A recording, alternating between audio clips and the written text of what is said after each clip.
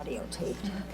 Yeah, congratulations. Ready? Awesome. Cecilia, it's on the good? emails here. Good, all right. Oh, okay. Okay. Good afternoon, everyone. Good afternoon. Call to order this special meeting of the Scottsdale Unified School District Governing Board. The date is December 7th, 2017. The time is 3:01. And we will start with a roll call from my far right. Sandy Kravitz. Allison Beckham. Kim Hartman. Pam Kirby. Barbara Perleberg. All board members are present, and we do have a quorum. Can you all please stand for the Pledge of Allegiance?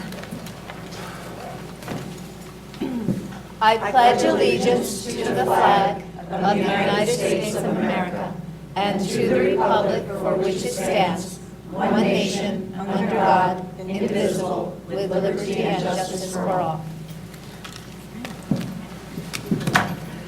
All right, we'll get started right off here. Our first information discussion item, 3A, MidState Energy Analysis for SUSD update.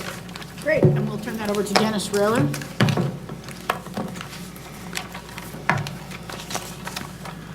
Good afternoon, President Perleberg, members of the board, Dr. Birdwell, Sandra, Cabinet. We are about 50% complete in our efforts with MidState Energy and their performance contract. We wanted to take some time here this December to just share with you our progress. As you can imagine, changing out all the lights, water fixtures throughout our campus is a huge undertaking. Gathering all the data on all of our energy consumption is a huge undertaking. So we would like to kind of do this midterm update to let you know where we're at. So we've got Donovan Stevens with MidState Energy, Randy Falconer with MidState Energy, and Sue Pierce with Pierce Energy. And they will provide this presentation for you today.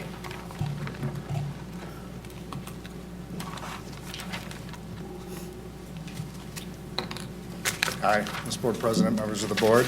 Thank you for having us in. So let's see if I can get the point and click down on this. Which one? There we go. All right. Everybody's seen this already, so it's an informal session. If you have any questions, please ask, and we'll go through this.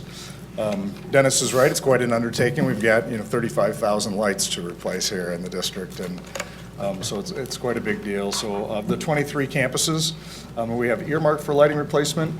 We are about 50% done, so we're sitting on that 17.5 mark for your lights, interior and exterior fixtures. The Evo kits, which were the classroom lighting that we put in, that's a little more, has a lot more technology in it. We held off on that a little bit because we were able to get the new generation Evo kit that had all the bells and whistles with it without any additional cost. So it had some surface lighting where you can set the levels you want. It automatically takes into account the outside lighting, the ambient lighting that's in the room. So that put it back a little bit on that. So what we ended up doing was kind of circling through your building. So doing the exterior and then moving to the interior. So, but it's a good pickup for the district. Plus the wattage is a little lower and the lighting is a little better. So it was a good find. Annual lighting and maintenance savings are estimated to be about $100,000 annually. We'll be able to document savings as we get further into the project. I think we have addendum A for the lighting cut sheets and the instructions on it. This was a piece that was put together for the faculty, the teachers, principals, so they can kind of see how the lighting works in the classroom. So control instructions make it a little easier so they can figure out how to set the scenes in the classrooms.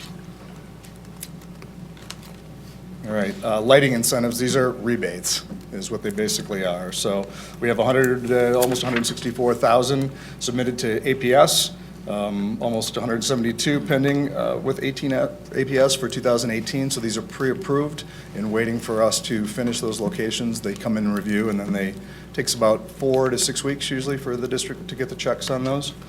And we have 163 pending with SRP. That's already pre-registered, and as soon as we get to the SRP sites, they will do the same thing. When we complete, we notify them, they come in and do a walk and take a look at it, and then the check goes to the district in about 4 to 6 weeks. Water updates, we can move a little faster with the water because the scope isn't as detailed, but we're about 99% done with the campuses, and we should be fully completed with those by the end of this year.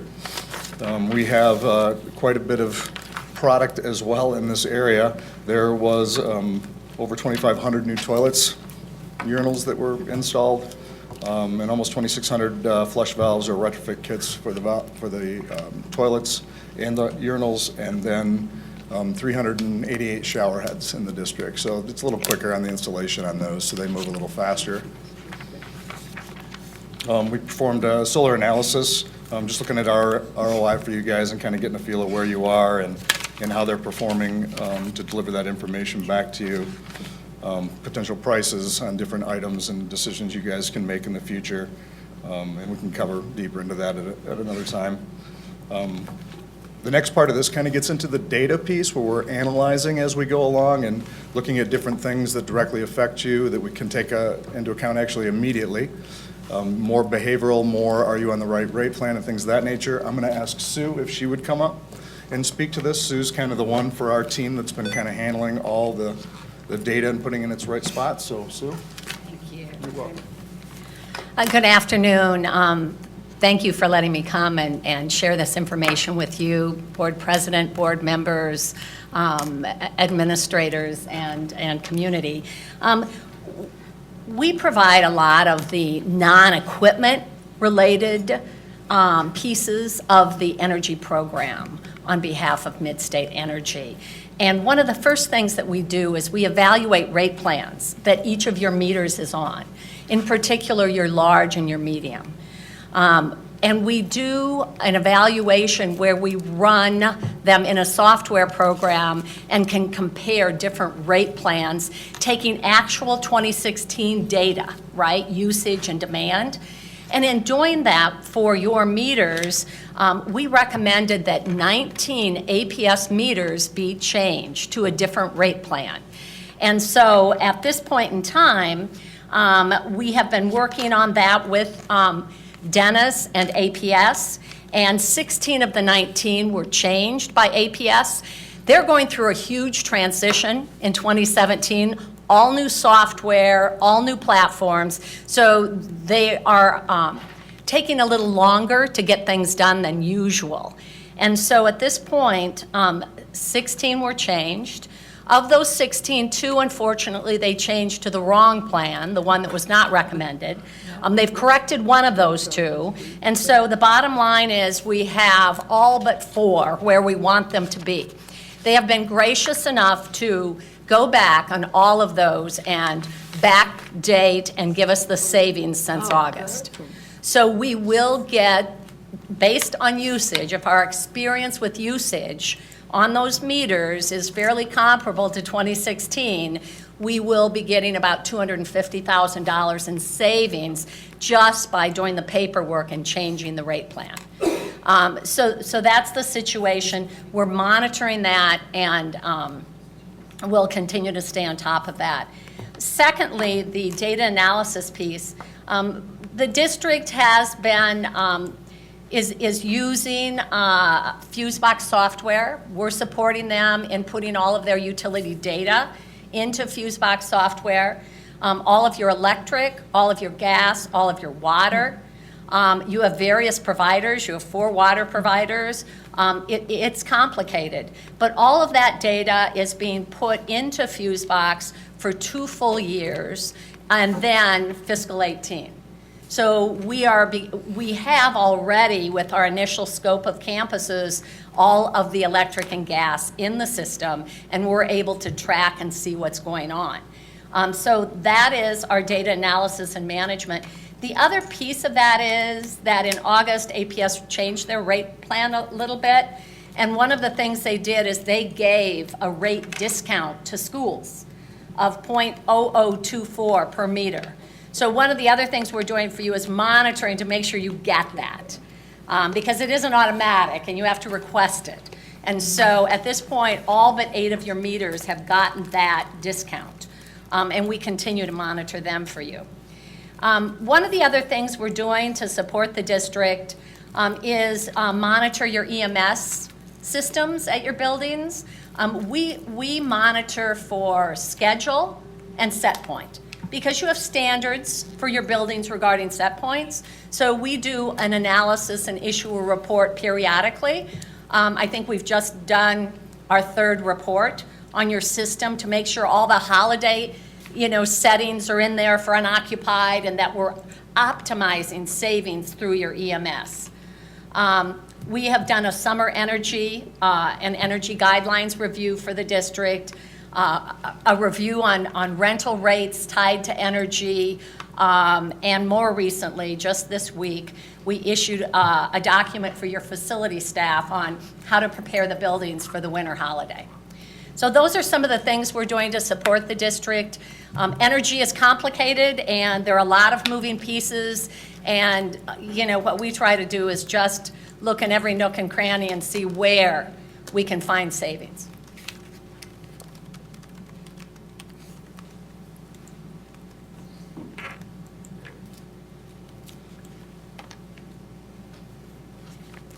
All right, does anyone have any questions on anything? I have one question. Oh, yes, Board Member Harbin. Was there is there a cumulative net savings number summarized anywhere here? No, not as yet. As we install, because of the pattern we took with getting the Evo kits in, everything's kind of been staggered a little bit. So we're gathering that data, going through it, getting into FuseBox, which FuseBox is kind of an up-to-date look at the meters. So as that gets put in there, everything's off by 60, 90 days when you start looking at stuff like this. And it's behind that far, so we're not to the spot where we actually could give you anything that would be substantive. So we're looking at that 6-month mark to come back and give you, all right, here's where we stand. Everything that we're doing right now as far as putting it in and the runtime hours is in line, so we expect that everything is in line.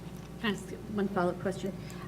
So as I was incrementally following then, did I understand that from an energy standpoint, there was $672,000 of annualized recurring savings and $250,000 of identified through data rate plan? I mean, incrementally known so far?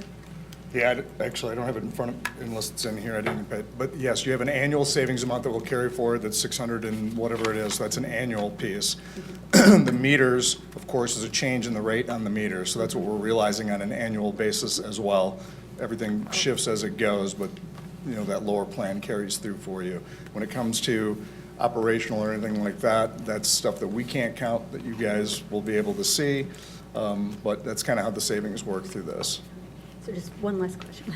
So will we receive, at what point will we receive what kind of, this is what we should expect to receive on an annualized basis, this is the investment it required to kind of get to that? 'Cause some of these things require some type of investment and some don't. So when we presented the program to you and gave you your annual savings, that is the annual savings that we're using. So it won't change, other than the fact that it has the potential to go up, so you could receive more. So that won't change. As far as coming back and doing something where we say, okay, these buildings are in, we have 6 months worth of history, and here's what we're seeing. This is water, this is lighting, so we'll separate those things, and that should be probably that, February-ish mark, I'm going to guess right now, maybe a little after. We need enough data that comes in, so we'll keep you up to date on when that happens, and we can get back together on that. All right, thank you. Yep. Board Member Kirby? I just have a few questions along the same lines. Is FuseBox just energy only, or does that capture water? It does, it's everything. And- It's Yeah. water and gas and electric. Okay, and does it capture by site, or is it just Meter. total By meter. So one site may have more than one meter. Do we have site, or meters tied to sites where we can aggregate those meters to get? Yes. And that software will do that for Yes. us? Yes. So you can do a deep dive and look at 1 meter at a site, or you can look at the entire site. You can look at water here, gas here, electric there. You can look at your solar separate from your grid. Perfect. And then the last is not a question, but just a suggestion. Especially on the data, the rate piece, since APS is lagging a bit. You mentioned several times that they haven't processed all of our requests.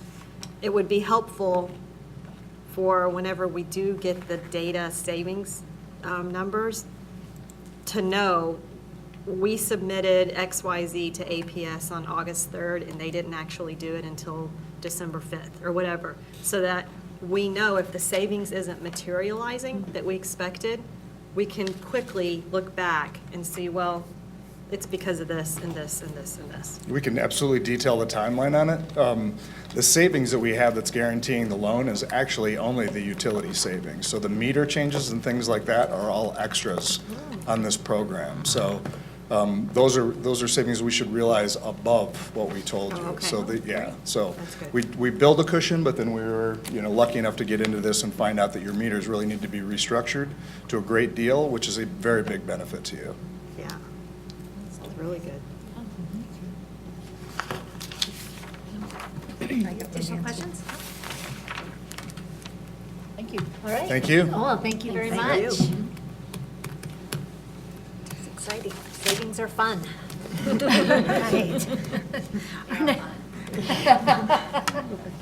Our next information discussion, item 3B, Handbook Committee update. The handbook is fun, too. Finance to HR. That's HR humor. Madam President, members of the board, cabinet members. I am actually excited to be here and do an overview of where we're at with the handbook to date, and just go over what the process has been and kind of how it's been going so far. And I do have a guest with me that will come up in just 1 minute.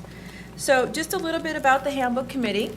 We do have 36 people sitting on the Handbook Committee. There are 30 teachers, 4 school principals, and 2 district administrators that are on that committee. And we break a lot into subgroups, and Dr. Train will talk to you about those subgroups in a minute. And here's our meeting schedule. So we are already, let's see, we have December 5th already. So we've got 3 meetings left to be scheduled. We do meet from 3:30 to 5 p.m. on each of these dates. All groups were offered also the opportunity to go ahead and request for a half-day sub-release or a full-day sub-release. To date, we've had 2 groups that have utilized a full-day release, and I have a second group that has another day coming, I believe it's next week. So what I want to do at this time is introduce our fabulous facilitator, Dr. Terry Train, who's been working with the group, and she's going to go ahead and share the process with you. Good afternoon, members of the board and Dr. Birdwell and administrators for the district. Thank you very much for allowing me to come just for a few minutes and talk about the activities that we've been involved with. As you see on our slide about process, we've given you just bullet points to recap what we've been doing each week that we've been meeting. I want to talk for just a minute about the conflict dynamic profile. That was an individual validated instrument that was offered, or their opportunity to complete that was provided for every committee member. It provides an individualized report as well as a workbook for individualized professional advanced development in the areas of conflict and discussion around idea building and being able to carry forward with work that's done in a group setting. The workbook helps identify not only constructive ways to handle things where we may all have disagreements, but also identifies destructive ways that sometimes we go forward, and then also individually recaps hot buttons or areas where through that validated assessment we can gain greater insight into areas of growth for us individually. So we did that together as a group, and most of the members completed it actually before we came together for the very first time, and then got the workbook, and I remain available to talk with people individually as they're refining their leadership style as they continue to offer their work and commitment through committee efforts in the district. We secondly went to brainstorming, and we're going to show you the areas and topics where the group collectively arrived at areas that they would like to work on. Initially, there were about 10 large areas, and that's been refined, and then there are 6 areas of focus, and there are small work groups that are working collectively on each of those 6 areas. What we're doing in terms of process is immediately when we close at about 5 or 5:15 each time that we meet, there then is a recap of the meeting produced. That's not a verbatim minute recap, but rather conceptual recap of everything that we've captured. And that's provided to HR and to Dr. Sitton by 9 p.m. on the evening of the day that we're actually meeting. So then it can be provided the following workday to everyone that's involved with the committee, and it's also available through the internal district portal so that everyone can review that. The group has worked, and they're moving rapidly forward to framing, and I believe you've received copies of what I'll call first draft language. In those 6 content areas, 6 topic areas, they now are doing the initial work to frame concepts and ideas that could potentially be draft language for a handbook. And what we're doing in each setting, if you can picture this, when the group comes in, they then break into their small work groups. They have roughly 40 to 45 minutes out of the 90-minute time frame each time we come together. And then at the end, with that remaining time slot, they offer feedback to each other. And so I'm doing scribing on newsprint pads and gathering information from collective conversations. We're lifting that up so that if group number 1 is working on a topic around FEMLA and leaves and absence time, and another group that isn't involved on that topic wants to give feedback, they have the opportunity to do that. Obviously, one of the challenges when you're dealing with a group of 36 is we wish we had this much time to be working together. We do honor that 5 p.m. closure time because of other commitments that many of our committee members do have at the end of the workday. So they're finding some have used, as Dr. Sitton said, some time away and release time. Others may yet in the future choose to elect to use some of that. We're going to be involved in continuous evaluation. We're talking about and preparing, starting today, thinking about as we move toward those last meetings and into January, how we'll gather feedback verbally during our last committee meeting and have an opportunity for people to weigh in, not only on the format and the structure for doing this work, but suggestions. It may involve topics for the future for additional work regarding the handbook. We spoke about that during our very first meeting. It may also be logistics, coming together, day of the week, format of the meeting, capturing of recap information. Was that detailed enough? Did that help the group move forward so that when they're in a small work group together, they have the resources and research data that they need in order to do very constructive work? Let's take a look at the next one. I'll get out of the way there. Here are the small group topics. And again, you can see as you glance at the ones that we have refined and worked with during these meeting times, these are all large topics.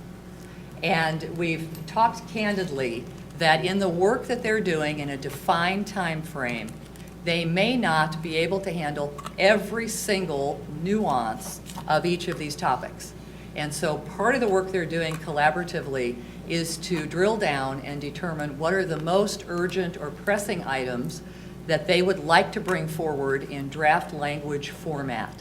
And so it has been wonderful to watch that constructive process. Small group debate, exchange, research that's gone on, sometimes during the meeting time, sometimes with assistance of Dr. Sitton and her team. And so they're looking at this in a very focused and very identified fashion to really do authentic work in each of these areas. This is just a quick overview for you, and you'll have it certainly as reference as part of the slides. This is what we're doing, and you'll notice on the top of that the final small work group report. What we're asking the groups as they're in conversation and as they're compiling research to look at the various areas that we've listed here. What's the background to the topic? And then more importantly, what are the key issues currently as they jump in and attempt to write draft language? You'll see as we move forward some potential opportunity for draft narrative, table of contents if they have a suggestion as to placement in a handbook or a best idea about that. And then auxiliary areas. In most of those 6 topic areas, there are sub-areas that very often could be a point of discussion and may be something that they bring forward to say, in future work of a committee of this nature, we'd love to see attention in, XYZ area. So we gave that to them as a guide sheet as they're preparing and bringing forward their final draft work. Here's a sample of the way that the meeting recaps have been captured. You'll see that we do it by category of information, small work group, the breakout sessions, setting next meeting agendas so that groups are aware of time dedicated to each category. This is a part of the framing of the collaborative process. Anytime you're doing something like this in a defined time frame. And again, I have to say to everyone involved, as a person coming in to facilitate, the conscientious attention to this has been really a hallmark of the work that's been done. They've been able to accomplish the work that they've done so far because they've honored the agenda, the time frame, the commitment. When certain groups are on the agenda to report, they're ready to go. They're ready to bring forward key ideas. They're open to receiving feedback from the greater committee of the whole. I'll open it now for any questions or discussions. I believe at this point, this really is a progress report for you to let you know what we've been doing in the last 5 meetings together. I will say to you that the remaining meetings that are scheduled will be very work-oriented. There's still a lot of work to capture the final perspectives and content that I think will form that final narrative that comes forward to you in a draft framework. Questions, Board Member Kirby? Probably a question for, excuse me, doctors, thank you for your presentation. Sure, thank And you. also, anecdotally, I've received some very positive feedback about the facilitation that you've done Thank you. with our teachers. I So thanks for that, appreciate too. that. Thank you. Might be a Dr. Birdwell or Dr. Sitton question, but the handbook is being developed. Will the board approve, will it be an action item on behalf of the board to approve this handbook, or is it more of an information item? That will be a superintendent answer. It is not required that the board approve it, but it is my preference that it come before the board and that we review it with you and that it goes through an approval process, because what that says is that the board is willing to enforce that handbook. And so that's my take on it. It will be a discussion that we have whether the board feels it's necessary that you do that. Not every district does that, and it is an option. I use the analogy like in a student, our student handbook. If the board approves the student discipline handbook and it goes to court and a parent signed off of it, it just seems to have a bit more power behind it when it's been an officially approved handbook. So my belief and theory behind it is always when a board can approve a handbook. Now, granted, it always has the caption and the language at the beginning of a handbook that says, with the exceptions of economy that's out of the control of the governing board, but that we take every attempt to abide by this handbook, given extenuating circumstances. So my intent is to bring it to you, have a discussion if the board is comfortable to have you vote on it. If you feel like it's unnecessary, that certainly will be the option of the board. I can't force you to do so. Board Member Hartman? Thank you. Once again, thank you for the presentation and the thoughtful process. Yeah, this seems like it's headed in the right direction, so I'm glad to hear that there's positive feedback too. Just 2 quick questions. First one is on just related to the small group topics, the topics that you're addressing. I noticed that there's a little bit of overlap with some of the work that we're doing from a policy standpoint.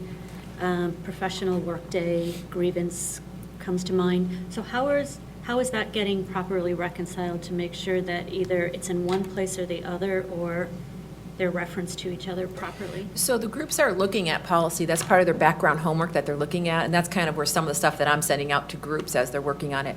So if you think about the grievance policy is a perfect example. The grievance policy actually looks at the superintendent comes up with the recommendation for the process of it, although it has in the board policy that it allows for the board to hear it or the superintendent to bring it to the board. So they're working as that of their basis, and then they're developing levels 1, 2, and 3 and what that looks like.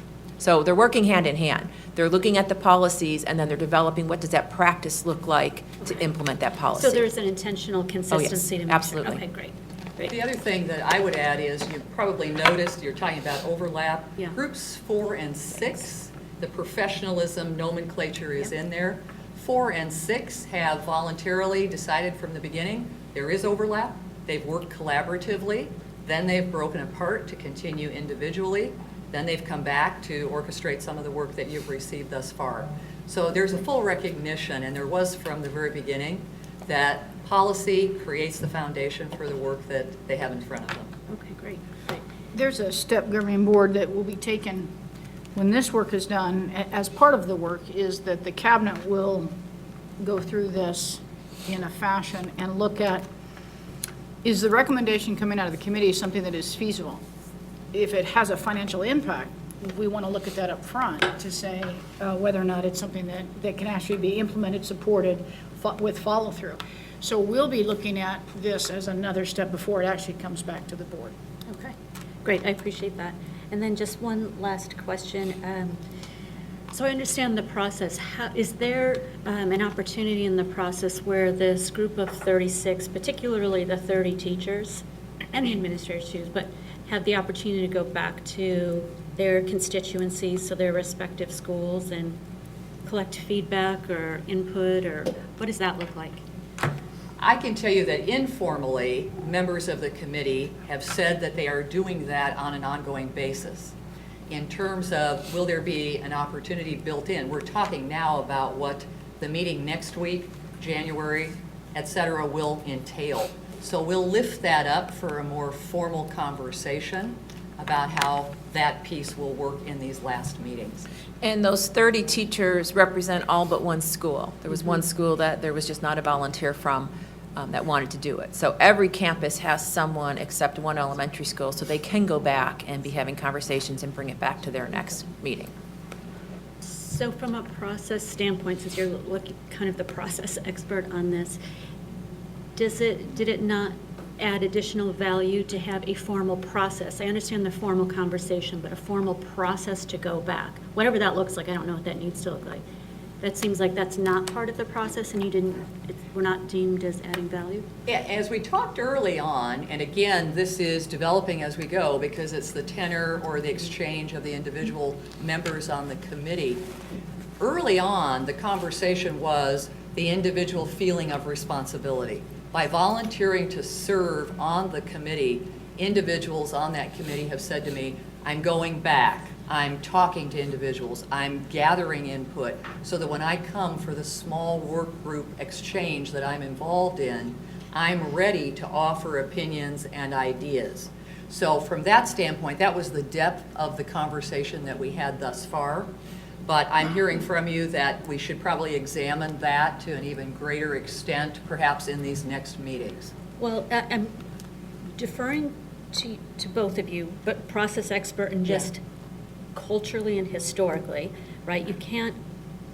A committee is a committee for a reason, but there are processes to ensure that, as best as possible, that all input, there was an opportunity to give input. So Yeah, I think one of the voluntary things versus that, formal. when we take a look at these small committees working, they're looking at state statute, they're looking at board policy, they're even reaching out to other districts. If you send something out to people cold, they haven't done any of that, which is why we made sure we were large enough to hit all but one campus, so that people could go back to that campus to get that feedback, and there was no campus that we weren't going to have. Because otherwise, there's a lot of detail that goes into it, even legal stuff, different propositions that have passed, minimum wage that now impact what it might look like, that if you send something out without enough information, it's hard to get feedback that is based on taking into account all those different areas. Board Member Beckham? I'm just going to follow up on that. I would think that that would be important at some point, and I agree with Board Member Hartman. I don't know where that is, but it seems like it would benefit the district to have that, just to also ensure that everybody's well aware of it, because it affects everybody and because we're replacing something. I also just wanted to follow up to make sure that something else that was said, I understand it's in committee, it will go to the cabinet. If there are any substantial changes there, is it planned on going back to the committee before it comes to the board? That wasn't mentioned, but that seems like it would be a kind of natural progression. We actually just had a before it got conversation to today us. about that. And somewhere in between there, whether it's I don't know what that process is, just to make sure that everybody's well aware of this handbook and what's in it. We were just adjusting potential future dates and talking about in January, allowing for that actually to happen. So we're designing those final meetings. We've got hard and fast dates on the calendar, but we're talking about, do we need to adjust the final meeting, add different time availability, so exactly what you're describing can happen. So I think we're on target with that. Same page. Board Member Kirby? So I want to offer an idea, or at least what was going through my head, to answer both of your questions about going back to get feedback from the communities, which is the reason I asked, is it coming for board approval? Because in my mind, that's what just pulls the curtain back on the document and allows not just employees, but our community to see what this handbook is shaping up to look like. And what I heard Pam say, I'm going to summarize, or Dr. Sitton, I'm going to summarize, is that the committee members are doing the really heavy lifting, right? Mm-hmm. And to go back and try to share all that heavy lifting would be very difficult. But if they do the heavy lifting, they develop the language, they get it finalized, the curtain's pulled back, and everyone gets to see it for the board meeting and give us feedback leading up to the board meeting. If someone has a specific question as to why did this change, they have at least, all but one has someone on their campus they can go to, or at least go to talk to somebody else to get the background on maybe that one question. So I feel like it is part of the process, I guess, to have that. I guess my question and what I'm really concerned about is, when do we anticipate that this will come to the board? Because there's a trade-off, right? Of too much kind of swirling down in the weeds before you get the solution. And personally, I would like to get this sooner than later.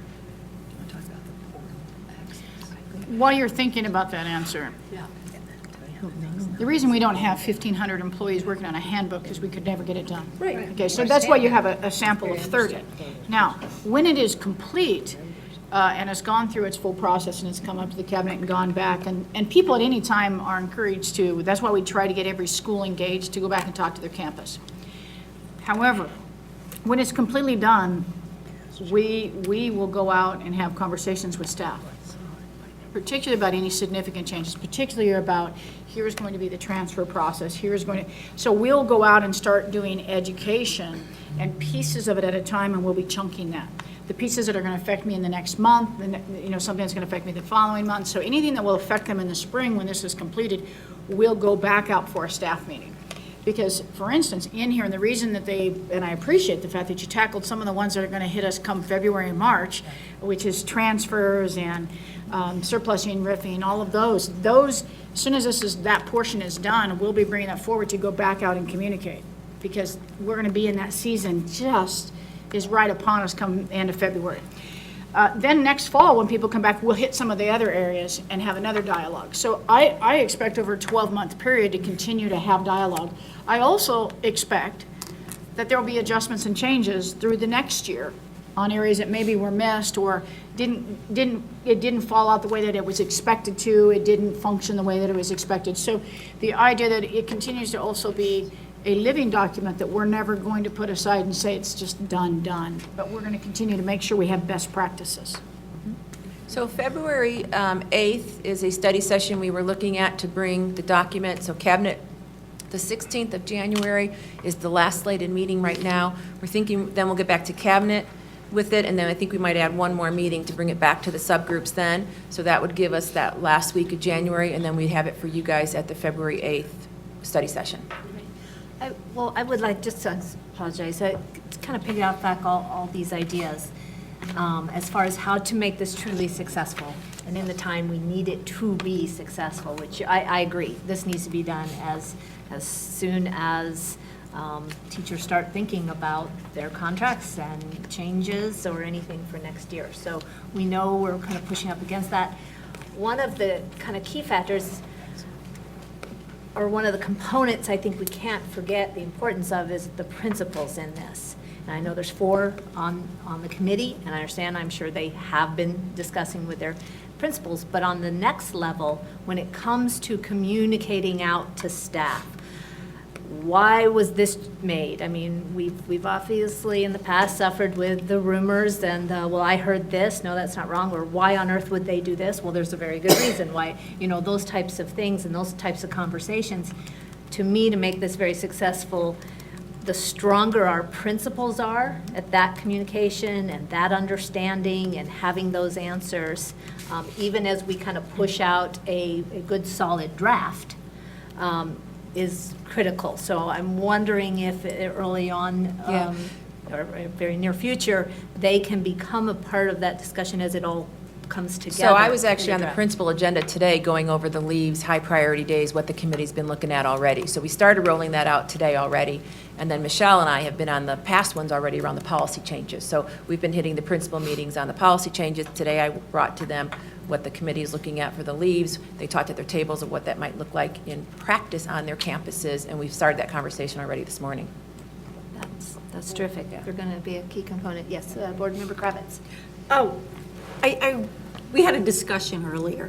So is there a site on the district website or a page on where teachers can go and see what the work is? Did I understand you correctly? So on the iDrive right now are all the recaps. So every recap is on there. We need to get a little further along, maybe another meeting or two, where they have, not every group, so the language, not every group has reviewed every group so far and had time to present and get feedback. So as soon as they get that feedback, then all that will get put on the iDrive too. There's a folder for them on the handbook. Next week, we are scheduled, ideally, that everyone will have reviewed all collegial group information. So then we will open it for committee of the whole, so that there can be final refinement by each committee once they hear from colleagues. Thank you. Board Member Hartman. Just to be clear, I'm not suggesting we need 1,500 people to look at it. And, yeah. Thank you. And President Perleber's suggestion may be a good one. It's just in terms of getting the principals involved in the process to communicate.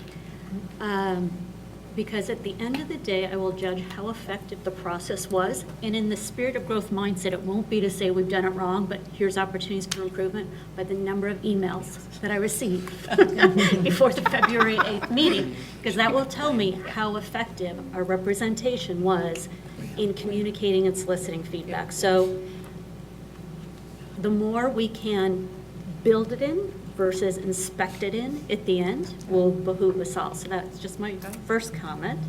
Second comment is when February 8th rolls around too, and we decide if the board should sign off on that handbook, I will have a legal question that maybe Ms. Marshall can think about through it for us, because there's a reason why board signs off on policy and not on management type issues. And so is it create additional unintentional liability as focus on something that's a very much a management tool that a board is signing off on?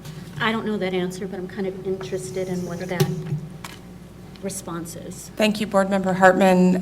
I appreciate that question, and I do have some legal advice for the board about that. I won't waive the privilege in the public meeting, but I do have some legal advice on that. Okay, thanks.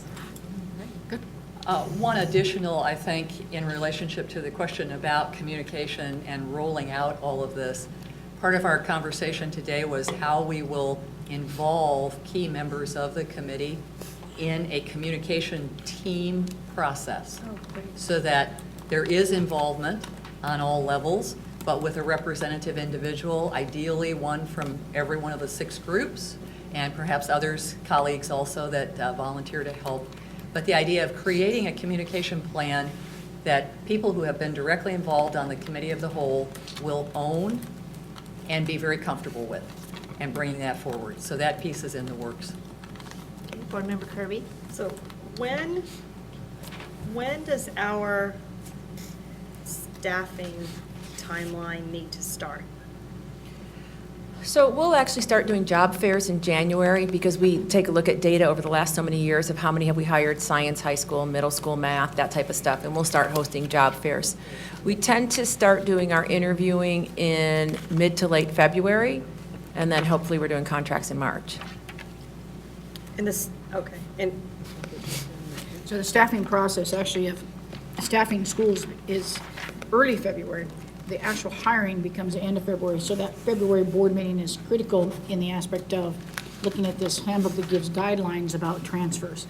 So even if you could not bring us a large book, if we can bring the critical pieces in February, I think it's really important not to miss that time frame. And then, of course, consider, again, that voice of, this is a very large district, 29 schools, making sure principals clearly understand the language that gets communicated back to the schools so that everybody is on board.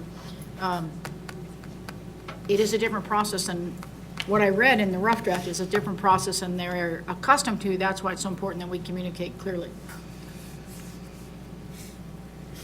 I would just warn the communication team to get ready for the myth busting as this rolls out. That's all I'm going to say. Thank you. Thank you very much. Thank you for all your hard work. Yeah, thank you. Tremendous. And I too have heard anecdotally some really good feedback, so thank you. All right, does that wrap that item up? All right, we move on to information discussion item 3C, pay for performance and teacher classification revisions. It's a Dr. It's a big Sitton HR moment, day, and I don't know, yes. is Dr. McCauley joining you, or are you on your own? Well, if you have questions, come data. I'll go do the presentation, and then as we get to questions and answers, if there's anything she has for data. Just be prepared. Just be prepared. She's the girl. Okay, Madam President, members of the board, Dr. Birdwell, very excited to share with you the committee discussion that's happened so far on 301 pay for performance and teacher classification. I have added a couple slides for some clarification for you from what was initially sent. So, the committee representation, we have 9 teachers. It's broken down by 4 elementary, 2 are middle or K-8, 3 high schools. We have 1 principal and 2 district administrators. And we are, because we no longer have a district letter grade, it was frozen for some years and now it's no longer even there anymore, we need to relook at our 301 plan. So we pulled together a committee that has been looking at the 301 plan, and then also we changed our teacher classification last year. So they're looking at some of the outcomes of what that change had and the impact that those changes had, and then bringing some recommendations around that too. So we began our work in early November. Our current system for 301 is 67% was district letter grade, and then 33 is teacher classification. By state statute, we have to have at least the 33% for teacher classification. But with not having a letter grade anymore, the committee actually is recommending that the district letter grade be changed to an average of the school letter grades. We would keep the percents the same for district performance and teacher classification, and we would arrive at that school letter average by averaging the prelim letter grades that have been given from the state so far, because we know that's all changing again, and we kind of feel like we need to have a decision, we need to move forward and not wait until that point. I want to do a little bit of the background and show you how the conversion works and what it looks like. The current payout for our district performance at 67% is based on points. Because if you remember back, A was actually 140 points. Well, way back when this was approved, 130 points and higher gave 100% of the money for just the 67%. If you had between 120 and 129, you got 85% of the money, and between the 100 and 119, you got 70% of the money. So what the committee worked on is, what would that look like? Because it wouldn't be points anymore. So they took down and broke down it by an average. If we're averaging A, B, C, D, they went ahead and broke down that if it was a 3.0 to a 4.0 average for the district, they get 100%. And if it's a 2.5 to 2.9, so that C level is split in half. If you're at the top half of the C, you'd get the 85. If you're at the bottom half of the C, you get 70. And if you're below the C, you wouldn't get any dollars. Kind of did a comparison for you here. The old way of looking at it really had the top half of a B and an A was the 100%. The bottom half of the B is where you got 85. Well, that changes a little bit. We just, because of the way it's averaged, and Anna can come up and explain the math when we get to our questions, the committee felt it was better that it's all AB. If you're a 3.0 to 4.0 average as a district, you get that 100%. And then the bottom would stay the exact same. There would be no dollars if you're below the C. We know moving forward beyond even this year for 18-19, the state is looking at changing it again. So the committee really felt that they would just like to meet later on after the state finishes up whatever they're doing to the letter grades and see if there's another adjustment that needs to occur based on using that average. Because we just don't know yet, and maybe Anna has more information she can share with you guys when she comes up, to whether or not they're any further in their decision. But as of our last committee meeting, we had no more information. And I think the committee didn't want to propose 18-19 until they knew what the state was actually going to do and then come back together one more time. All right, so teacher classification. This is the 33% is this 100% pie. So this whole pie of 100% makes up the 33% that goes into 301. Because 301 and teacher classification are different things. But this whole thing that you see in front of you, the evaluation of school data, that makes up the 33% that goes into teacher classification. And you can remember that back in FY16, I brought to you the breakdown of highly effective versus effective. And then last year, we changed it. We didn't do the pre-post anymore, and we changed it to be the data is coming from AZ Merit ELA data. And then I shared with you, probably a meeting or two ago, what the data changed it. It shifted our highly effective to 12%, and the majority fell in the effective category. So the committee did review this data and actually looked at a bunch of different scenarios and came up with another option that they would like to be considered for teacher classification so that the evaluation itself drives what that classification ends up. Right now for classification, what happens is, as long as you have a clean evaluation, so you have you can have one developing and then all effectives and highly effectives. If you got high growth, you were highly effective, and everyone in the school got that. If you got moderate growth, you were effective, and if you got low growth, you were effective. So the data never brought you down below effective, but it did hold you from going up to highly effective, and you can see by our numbers the way it changed to drop to that 12%. So the committee has a recommendation that they would like considered on that too. This we looked at the last meeting too, and the committee reviewed to say, we know we only used ELA data last time, but School A got moderate growth in ELA, but they got high growth in math. So their classification possibly could have been higher.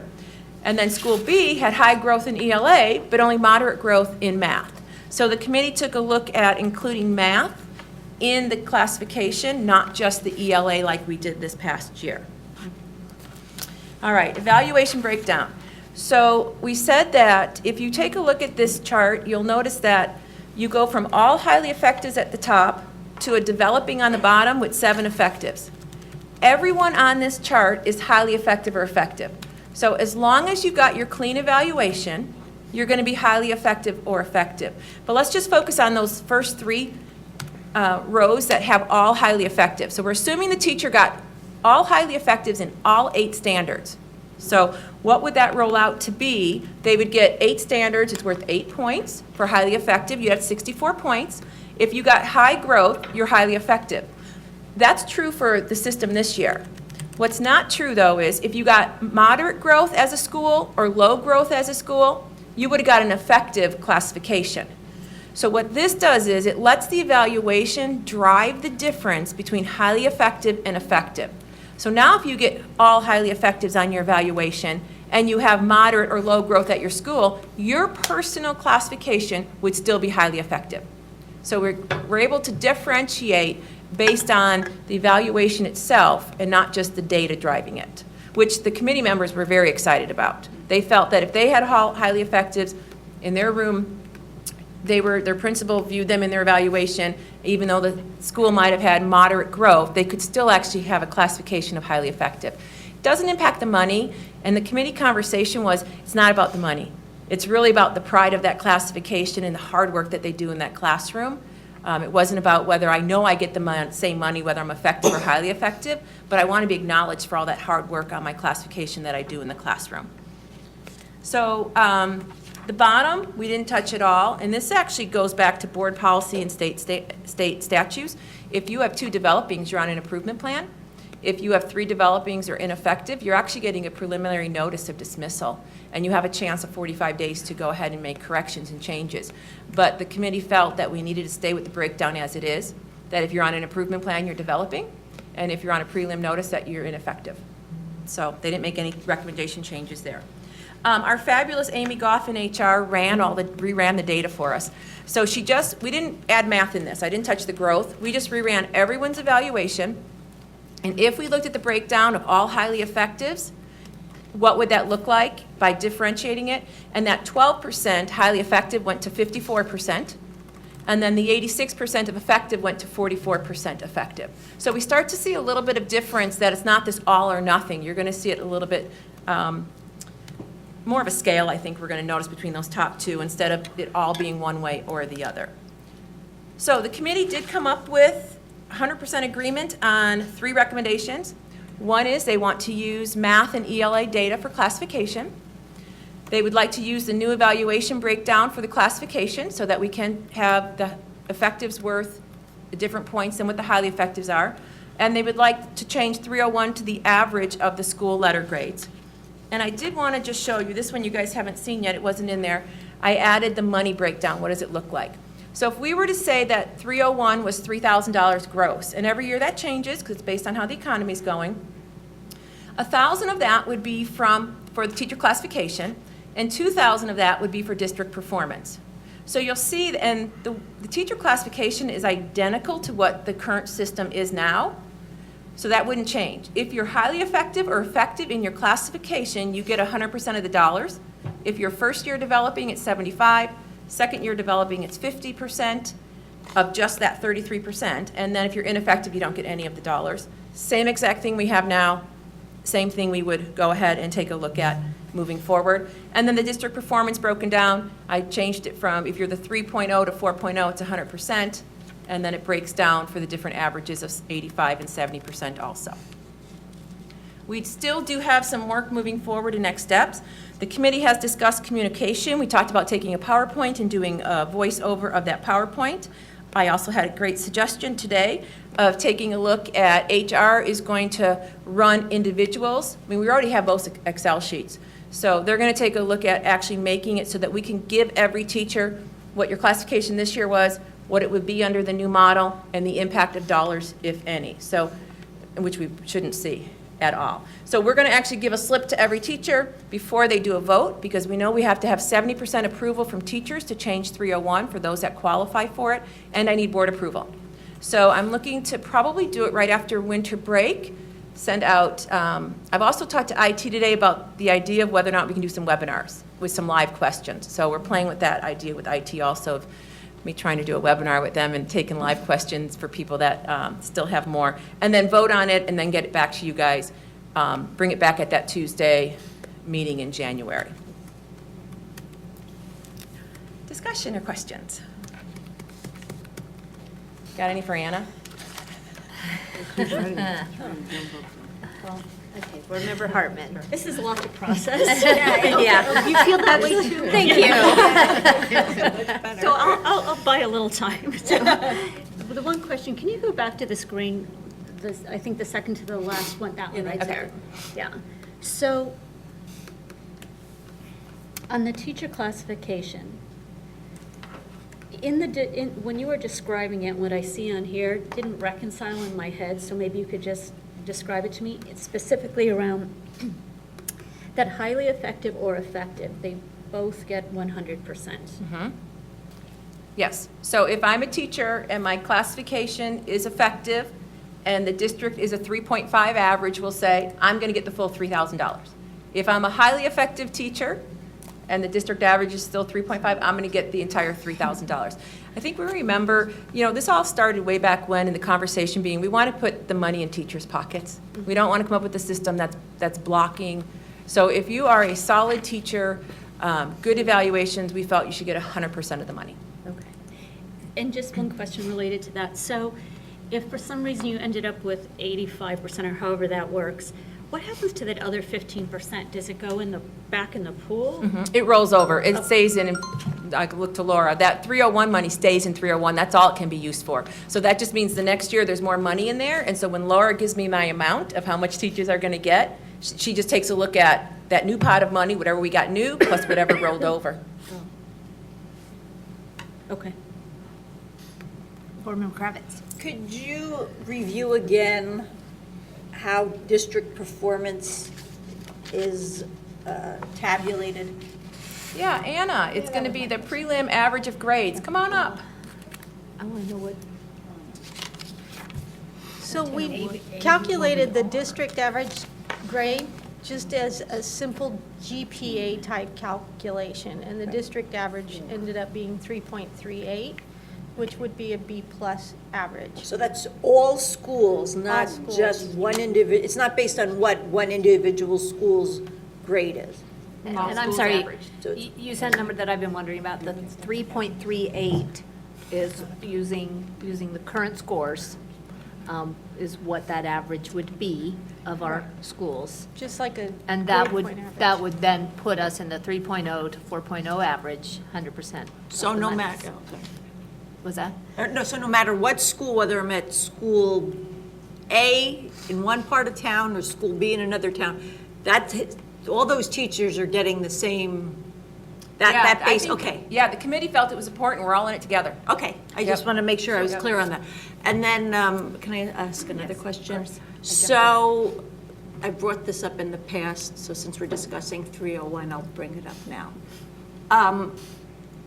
This affects some of our guidance counselors, correct? Has there been a discussion about guidance counselors? Yes, it does It's my affect favorite those that term. are certified.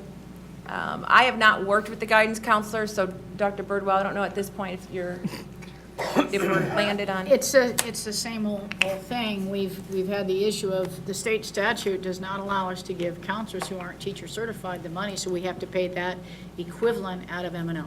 Right. So what did we do this year? Did we pay the counselors any money? I don't believe so this year. I don't believe No. we did. No, we did not this year. Last year we did. On the AFR, which was from Yeah. the last year, we did, but not this year. So we have somebody basically sitting in one office, who isn't in the classroom, but has a certification, and they may become a counselor more recently. And we have somebody who's been a counselor for a while before all this mumbo jumbo came up. So they didn't need to have their teacher certification anymore to be a counselor, so it lapsed. Or some never had it. Because Some you didn't never have had to it, have but a they're still teaching doing the same certificate to be job. certified. But I guess I'm mostly, Yeah.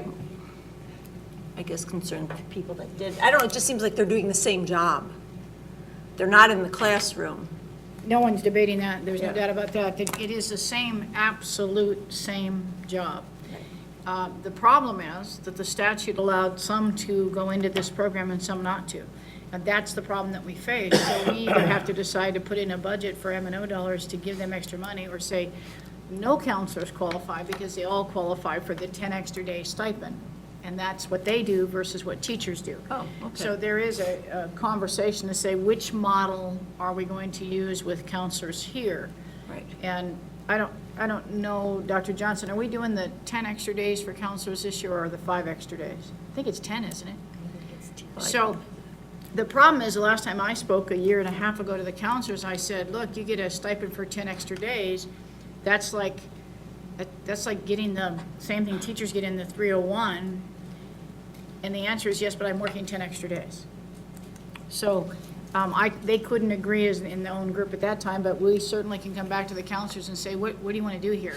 The last time I spoke with them, they said, you go find the money and make it right.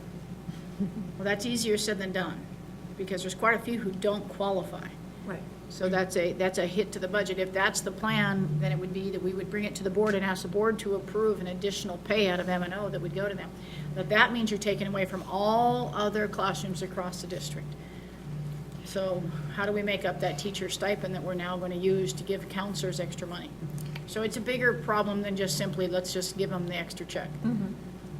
Yeah, we would prefer that they could just take it out of 301 and they would qualify for it as all certified could, but Well, And I'm then sorry, it there's opened no a other can of- group that is in this situation, is that correct? Yeah, there are. I mean, because you then go into speech pathologists and OTs and PTs and everybody else that doesn't qualify either. Because this is one of those rules, like when the governor's extra 1.06 and said, these qualify and these don't. Well, we didn't we're facing that right now because there's a whole bunch of people who don't qualify for that money. And this is another one. 301 has been like that for years. And so districts who have given it to counselors have made up for it in M&O, but during bad, tight M&O times, people have said, I'm not willing to do that. Do we have other groups that don't get this money, but that were people that had their certification? Such as, whereas we do have a speech, you mentioned speech pathologists. No, they're certified through ADE, like a counselor is certified through ADE, along with psychologists or even principals and administrators and OTs and PTs. So there's some certifications you get through ADE, although it's not a teaching certificate. So like your SLPs are certified with ADE, but they don't have a teaching certificate. I mean, I understand it's a slippery slope. I totally, but something just. We'll take it back under review and come back to you on that one. We'll take the counselor thing back. So I have a follow-up question so I can clarify this, because I have to say, I am really trying to grasp this process and what it means and what the objective is, and it's not all there yet in my head. So just to follow up and clarify, are there some counselors that are teacher certified that are getting this 301? Yes. Okay, so it's not a blanket, we decided there's some that aren't. So some are, as long as they are teacher certified, and then there's a group that aren't teacher certified and they are not getting it. Okay, so thank you for that. My second question that came up was, and it's just a follow-up question to ask. You mentioned that the funds in the 301 for that year if it's not used, it's rolled over to the next year. Why wouldn't we just use that whole total and divide it by who's getting it and use it that year so there is no rollover? A couple reasons. One is that we pay it out to retirees in June so that they get it on their last paycheck before they leave us. And so we don't have all those numbers calculated that early in June, because the rest of this is figured out in July and August. Well, we pay out early August, so it's done in July. So we have to give amount to the ones that are retiring early so that when their last paycheck comes, they have their full dollars and they're not hanging out there and in the system come the new school year, the fiscal year, and they're no longer an employee of ours. The other is that, I mean, sometimes we don't know till we get that evaluation in June and start analyzing it what that amount is. Every evaluation has to be touched and see who gets what percent. We also take a look at were they on unpaid leave, if you were there for a portion of the year. So that dollar amount is not finalized until we really hit that June, July timeframe, and we already gave it. So in 2008 and 9, the economy dropped. And in January, it was announced that districts would not receive the same dollar amount that they had depended on. So in some districts, there's a portion of the 301 that went into base salaries. Yeah. There was a portion of the money that was earned, and what happened was everybody had to make up a deficit mid-year. The only way to make up a deficit with M&O is to cut other positions that aren't tied to contractual obligations. So classified employees got laid off mid-year for districts to make up the money. Going forward, the philosophy was, if we have a conservative amount, a set amount, and we roll money when that fluctuating dollar comes in, it allows for more of a stabilized a dollar amount that someone can count on from a budgeting perspective. So districts just approached it to roll money to create stabilization so that it was always a $3,000 check or a $2,000 check, or it may fluctuate by $50, but the account always had money in it to make up for the bad economy when there was a bad year. So that's how that rolling dollar started being a really important play in this process. But you just explained then that that's a cash flow issue. But you just said that we... Tax issue, because it comes out of Laura, help me here, it is generated out of which of the taxes? The 301 money? Oh, it's the penny sales tax. that Penny we sales get a tax. So portion of. it And it's fluctuated. going to expire. Right, I understand, but then... But you also have to have always a pot to appeal to, because teachers don't qualify and then they come back with extenuating, so you never spend every penny of it, but we do a good job of reducing our balances every year on the carryover, and you saw that on the AFR, we went over that page. So I'll hold off this and ask you, because I just want to be able to understand how that all works. My main question, before all that was interjected and I just had questions, the example that you're giving us, the evaluation and all the data that you're taking and the calculations that you just showed us, that is just for 301 pay performance. You don't use that for anything else. Nope, just use for the 301. So only those that get 301 have the teacher classification. And the state's the one who dictated the 33, the 67. We don't, as a district, we can't figure Well, we out could. a simpler way of doing it. Well, we have to use Than certain what you things. do. We have to do 33% at least. We could go up to 50% on that data. But the committee years back felt that the evaluation is what should really drive the 301 dollars, is what's going on day to day in my classroom on my evaluation and teaching. Back in the inception of the plan, the idea was to create performance pay for the first time in education, and it'd be based on student academic growth. And value-added modeling was the conversation at the time, but Arizona's data was not sophisticated enough to truly do any type of value-added. And although we've grown in our sophistication with growth, we still have issues where you're talking about growth in ELA or mathematics, and some teachers who don't necessarily feel that what they're doing impacts those particular areas. Although I think the research has shown, yeah, the arts do have an impact on ELA. Yes, they have an impact on mathematics. I don't directly teach you math, but yet I'm judged by mathematics. I'm very pleased to see that they're pulling both ELA and math into this formula. That's a good movement for us. The other piece I think is fascinating is the 67% district performance. The state doesn't give us a district performance, so you've used a 4.0 scale in order to create an averaging, to create a district label, basically, and the most simplest of forms to do so. Aren't we fortunate that we don't have a D school? Quick math, I'm thinking that would have caused us a bit of a problem.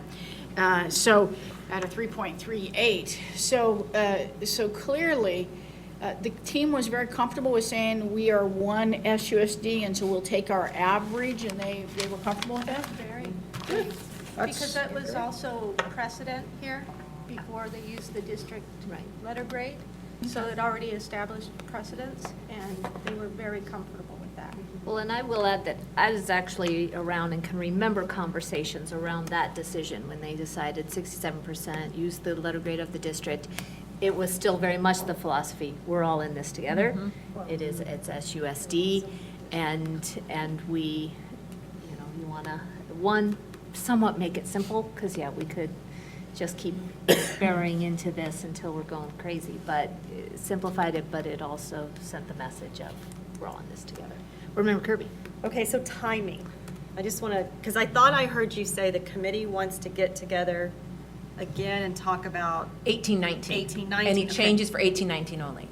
Okay, but see, so here we are in December, the middle of the school year, coming up with the formula of what the payouts will be in August, right? Yep. And personally, I'm not a big fan of changing people's compensation when an evaluation of an entire school year is being used midstream. I don't believe that's fair. But however, what I also heard you say is the payouts, you don't expect any changes. When does the committee want to get together to review 18-19? Because I'm a very big fan of putting the ground rules out before the school year starts. Yeah. So Anna, is there any update when the state thinks it's gonna, I mean, they want to wait to hear what the state does to it? But that, So do we have any? This Friday, they are voting on some potential changes to the A through F system for further A through F iterations, and that is all I know at this point, to improve the model for the next iteration of A through F. So the issue then, to further this conversation, because I couldn't concur more, 33% I have control over as a teacher. It's about my teaching. 67% has to do with how well the district performs, but that particular rating, one, changed this year because it doesn't matter how we arrive at a district, it's still, the label of a school has changed this year, and we've already been told that the label process for next year is going to change again in refining that system, and that next year's cannot be compared to this year's, so we can't do any predictions there either.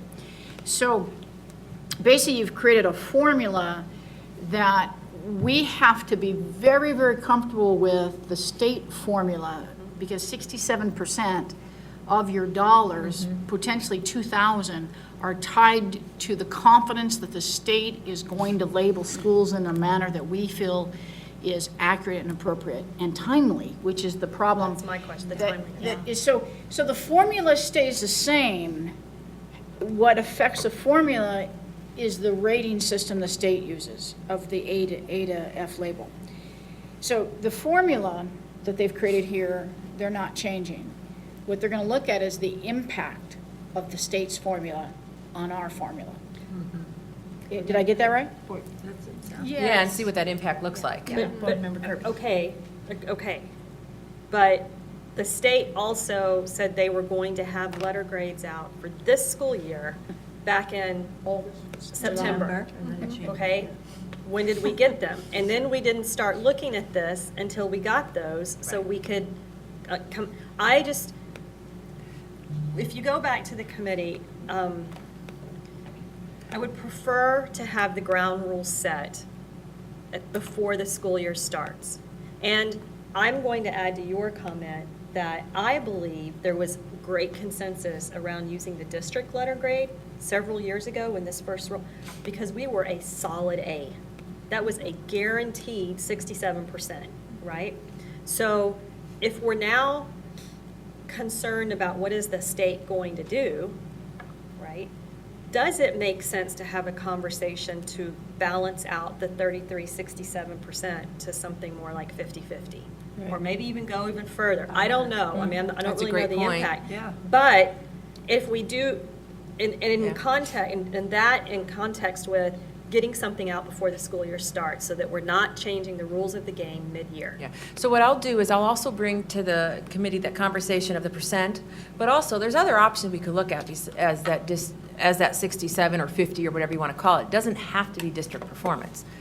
I mean, you could put in there our own graduation rate. I mean, we could put other things in there. This is what the committee was comfortable with, I think, because that's what they know. That's what they're used to. I like the buy-in that the whole district is concerned about my school label, and that my school label, if I'm an A school and somebody's in a C school or a B school that's working on improvement, I don't want to immediately run to an A school because it's only my individual school, but it's the average of us as a whole. I like the concept. Conceptually, I like it. The issue that I struggle with, Anna, and it has nothing to do with you, it has to do with the fact that we don't control the data on this side and the timeliness of it. And that's why we're here today having this conversation versus 3 months ago, because the state couldn't decide on labels. And to that point, Anna, I know that you're tracking the potential of label changes. Is this a situation where, given the shuffling of the A, B, and the Cs that this district holds, that we're going to see only improvement, or is there a potential that 3.38 could drop? It depends on what they vote on with those potential changes and what the impact could be. So if they render the punitive component of downweighting highly proficient students for growth, I could see it actually benefiting us if they say we're not going to do that anymore. But if they don't and actually put something else in that causes another unintended consequence of their evaluation model for schools, then it's kind of a crapshoot. So I heard you earlier say that teachers wanted to use the initial labeling that comes out, not the adjusted. Prelim. Your Prelim prelim. letter grades are the average we're using all we for this have. year. For this year, because that's all we have. Yes. And so that at least it puts this year to rest, and people won't be wondering whether or not they're going to qualify, because you can apply the formula. Yes. And it's, as long as we depend on the state portion of this, it's a bit of a, but I think it's an appropriate weight, because it says that my school letter grade matters, and that, I think, is important when we see our client who looks at that letter grade to determine whether they want to be a part of the district or the school. So it's an interesting piece to look at. Have the conversation. I'll be interested to hear your feedback. Yeah, we about, actually meet next week. would you rate So we're teacher gonna- classification higher? Yeah. Because So we'll bring that next week to the committee. Board Member Hartman? What I'm hearing this time, and it takes a couple times to hear this, I think, to sometimes pick up on some of the nuances, but to me, what I think I'm hearing is the philosophy that's behind this is really to get as many dollars into as many teachers' hands. it has always been in the state of Arizona at the school level to find a way to do this. And I will tell you, when the original 301 came about, I think the intent was to get dollars in teachers' hand, but to justify it, there was a political need to call it pay for performance. Unfortunately, the state was not sophisticated enough to put the data behind pay for performance. It still isn't. So we have this system, it still isn't. So we have this system where philosophically, everybody just wants to pay the teachers, and we do too, but there's some guidelines within the statute that we have to follow, including a couple that you brought out that requires that 70% of the teachers approve the plan. So that still has to occur. So with that in mind, I appreciate the thoughtfulness behind this even more in terms of what it's trying to represent while balancing what the reality of the dollars and what we're trying to achieve with this. It's In an ideal world, It's not ideal. 100% of our teachers will qualify. Unfortunately, it won't be 100%, but it will be a high percentile. Board Member Kravitz. Dr. Sitton, you mentioned that we're going to use, I think it was you that said it, the preliminary letter grades we got. Do we have to worry that somebody will say, after new grades come out, that we can't use that? No, because that's a district level decision that gets to be okay. made. It's not And a- once the teachers approve it and the board approves it, then it's submitted to the state. It's our decision to make in-house. Okay. As long as the 33% exists. You cannot adjust that 33%. Okay. So I kind of want to go back to Board Member Kirby's comments regarding our timelines and, what we can tell our staff to expect, but also understanding that it may quite possibly behoove us to change the ground rules if the state truly changes or we start to lose confidence in how the state is assessing our performance. Am I understanding that that's- properly? That's why I think the committee wants to get back together, Yeah. is just to assure that the decision they made Right. didn't get highly Yeah. affected unintentionally by the state. So Yeah. I think we're set, it's a good process to move forward with. It's really a smart idea to get back together and analyze after the state makes a decision. And then to continue to monitor, because we know that it's, as the tests adjust and the labels adjust and the formulas, that we need to look at that and see how it's going to impact. Well, and that's because on one hand, I see the idea, and I do believe in the philosophy of we are in this together, whether you're a C school trying to get stronger or you're an A school, we're in this together, I like it. But yes, considering the newness of AZ Merit and the kind of instability of all these rankings, maybe 67% going forward is too high to kind of bet those dollars on. So I think that is a very valid question. I did quickly want to go back to the recommendations regarding the evaluation breakdown for the individual teachers. So what I'm understanding is that in the past, highly effective teachers their ranking could go down if their school overall performance or data was low. Is that correct? Correct. You'd be Okay. considered effective then. Okay, so what I'm seeing here, you kind of broke it out. You have the total evaluation points, and I see, like, if you have all highly effective, 64 evaluation points. If the school data is high, it says 36. I'm not sure what that number. High growth is worth 36 points, moderate growth is Okay, worth 34. so you're taking their Low growth. points plus the school Yes. data points. Yes. And then you have this 100 point. Yes. And then you have 98, 95. Is there any significance at all to that 100, 98, 95, So 94? Is there between any distinctions? 90 and 100 is highly effective, Okay, and then if you're in 76 and above is effective to Okay. 89. but within it, No. It's not, there's Nope. no distinctions, okay. All right. And so, and the committee, so it agrees, so basically they like that recommendation, and it would change our comparison data, to the comparison data slide. It increases our highly effective teachers, but it's really about the school performance, No, it's really about their teacher evaluation now. but You I guess need- that's what I'm trying to understand. I mean, if we're going, I mean, it's more moderate now, highly effective 54%, effective Right. 44%, than If you look kind at of how FY we ranked fiscal year Yeah. 17. Fiscal year 17, you had to have high growth in order to be highly effective. Every other growth, you were considered effective. So now, in that mock-up, we're actually driving it by the evaluation. But- So if you have so many highly effectives on your evaluation, regardless if you had moderate But growth. it's high growth of the whole school. Is that correct? The data is school-wide, but if you have, like this second line, you got all highly effectives yourself for 64 points. Your school was moderate growth. So in theory, today, if that happened, you'd be considered effective. Now, under this model change, if you had all highly effectives with moderate growth, you would still be highly effective individually. The whole school won't be one thing or the other. Everybody will truly be unique based on their evaluation in that school. Right, right. I'm just trying to understand the true difference between these changes in the percentages. The idea is that teachers can remain highly effective, even if their school as a whole experienced low growth. Correct. Where in the other model, they could actually be dropped if their school Yes. overall experienced low Yes, growth. the highest they could be is effective then, in the other old, It honors the teacher.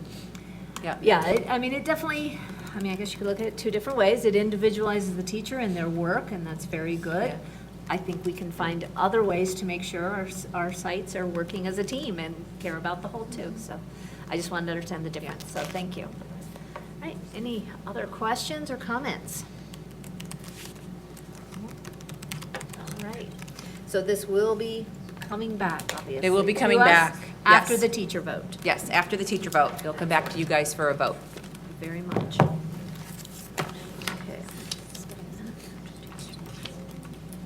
All right, we now move on to information discussion item 3D, accelerated middle school. My favorite topic of the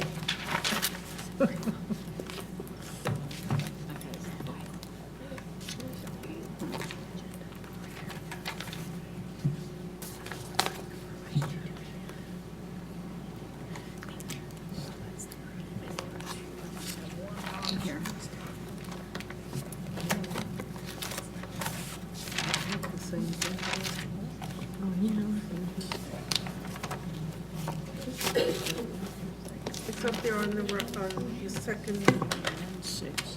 Oh, there it is, got it. Great, thank you.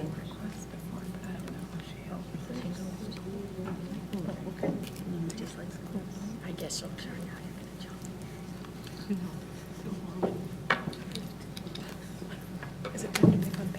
Already?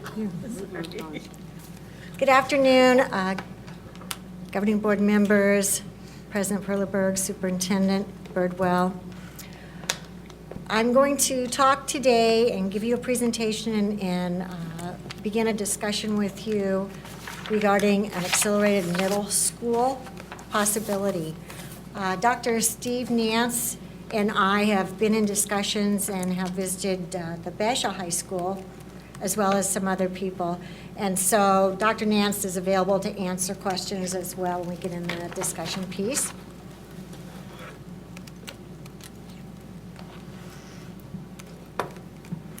Probably the most well-known accelerated middle school in our area is at Basha High School. And we were fortunate enough also to have a couple of principals go, as well as two board members were able to also visit that school.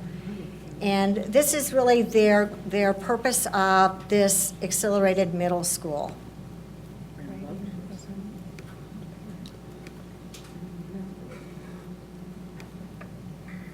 When we talk about why would we have an accelerated middle school, there's a couple of reasons that I want to point out.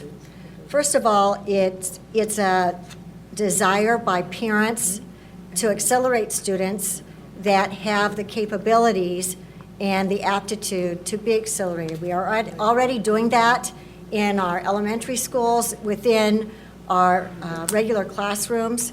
Students are getting compacted curriculum or accelerated curriculum, or go to the next higher grade or 2 grades in curriculum. So looking at individual student needs. The other piece is when we look at particularly the southern area of Scottsdale, this area it tends to be our Title I area, and in looking at providing resources for that particular area, we want to make sure that we're covering the complete band of resources for students that are at risk or have low achievement scores, to students who are motivated or extremely bright in the area to be able to achieve. Another reason when we look at the southern area of SUD is because of being able to use certain dollars that are allocated to our district.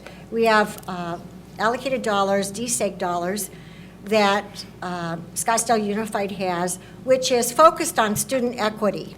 And when we look at utilizing those DSEG dollars and justifications for those, a program for an accelerated middle school in the southern part of SUSD would certainly fulfill and be applicable for use of those DSEG dollars. To consider this program, it would be a program that we would start small. So there would be a testing and application process. We would initially propose that we start with a group of 30 6th grade students. As you see, Basha's middle school, they have been in existence for 7 years, and they keep their student population at 250 for 3 grades. So they have capped it and started out with also small numbers and have grown. When we look at Coronado High School, it has the space as well, and it's an opportunity to offer an accelerated program in a school that has that space. And when you implement an accelerated middle school program in a high school, you have the ability to utilize those high school teachers to teach those students. In our certification a few years back, the state board extended the secondary certificate from grade 7-12 to grade 6-12 to allow for these kinds of opportunities. And probably it was, one of the impetus was this accelerated middle school concept to be able to utilize the expertise of content experts at the high school.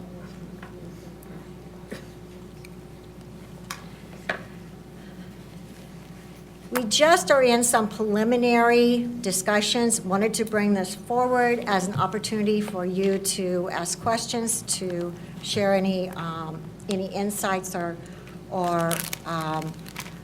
ideas that you have about this. And as I said, Dr. Nance is here as well to answer any questions, and the board members that also visited the school certainly can add theirs.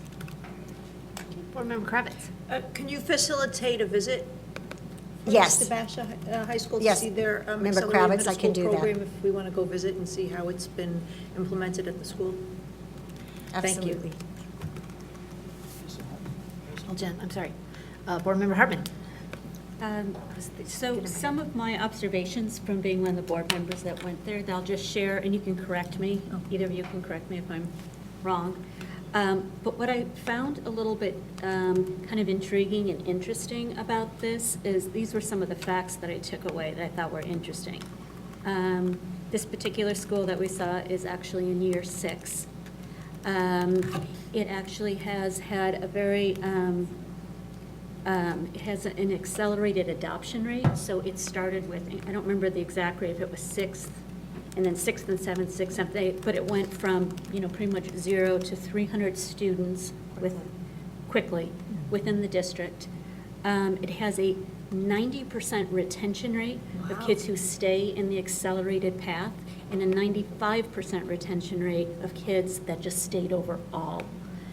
Some of the things that stood out to me that were the ingredients of success were that, first of all, it's a school of choice, so it's open to the entire district and outside of district, of course, is that it had 7 periods, not 6 periods. So you had to sign up for 7 periods, so that was part of the academic rigor.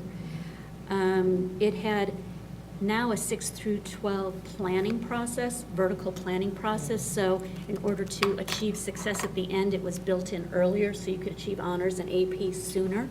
So that was an ingredient of success. And then the other thing, once it had a decent amount of scale, it had a separate, the principal ran it in the beginning.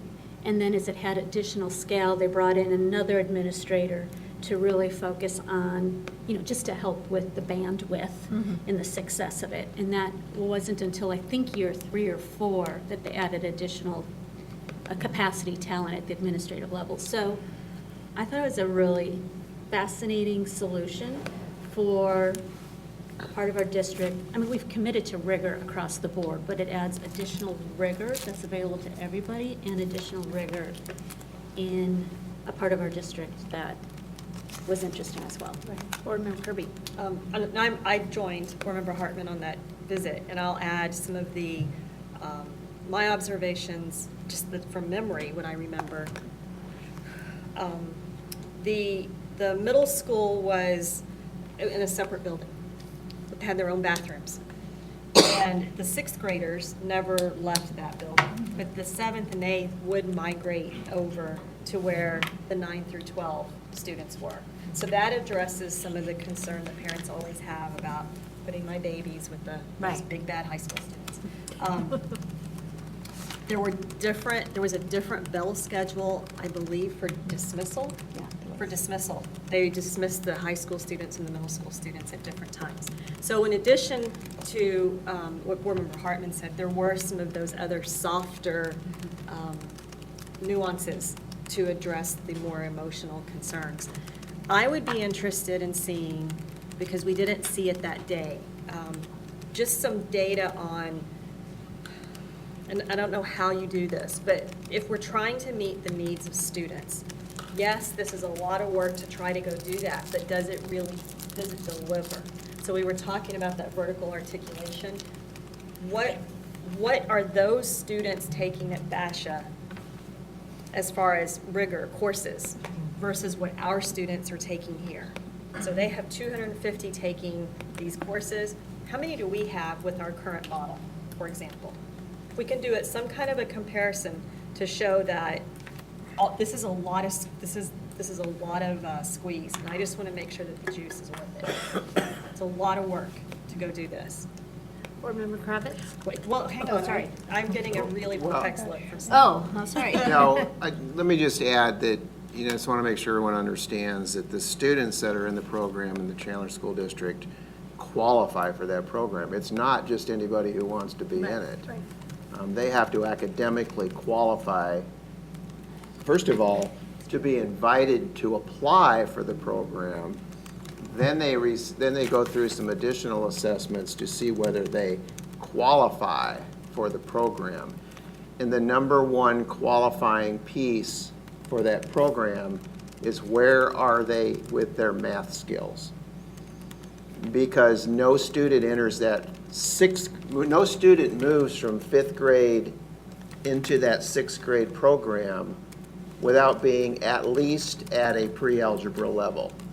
You don't qualify unless you're there. And so there's a pretty intensive screening piece that goes into place, which automatically puts them ahead of the game in the courses that they will be taking. And so while it's predominantly in the area of math, certainly they're looking at the other strengths those students have as well, whether or not they are a good fit for that program. Board Member Kravitz? Do they have any data showing how many students may have or parents may have chosen for their students another academic program outside of the district before the program was implemented versus after the program was implemented? I How many don't- they were able to I don't know retain? that. I do know they have a number of open enrolled students from other districts in that program as well. Do you know, did they talk about the teacher preparation for this program? Because it's one thing to say that high school people are certified to teach middle school, but being someone who taught middle school and high school, night and day. So was there preparation, professional development that occurred, a time frame of training before they moved into this type of model? I don't remember that conversation. What I can tell you is that you have your junior level AP English teacher coming and teaching one period of sixth grade every day. You have your higher level teachers from the high school in each of the content areas who are AP trained teachers teaching sixth graders, which to me was a real plus for what I saw. Board Member Beckham. So if I missed this, I apologize, but did you talk about how this is, because I missed it, so I am listening here. This is something to be housed at the high school, Yes. okay? Coronado. So, was it at Coronado? Okay. Yeah. So how does, I'm thinking of our whole district, do we not have honors and gifted in our southern schools? Here's a. Because the question is, Remember- Mrs. yes. Pierce just said, This is though, beyond. that typically those honors kids and gifted kids have the Well, math skills that would therefore then qualify for this program. What I want to make clear, this is So we- nothing to do with gifted. All right, This is so not gift- honors level kids then would most likely, there'll be a few that are in honors that will still qualify, but from what you just said about their math skills and their other skills, which are, discipline with homework, because if they're going to be having a higher level of critical thinking, because you have a junior high school teacher coming in and speaking. So you're going to be kind of taking those same kids that are in those honors classes and moving them to the high school if the parent so chooses. Some of those would be the same kids, but there are other factors that parents would Okay, have what to consider. are those? You know, at the Chandler program, every student is required to take a foreign language. For example, those sixth graders are in Spanish 1, for example. It's not an option. They have to. Their curriculum is set. Every student is in music.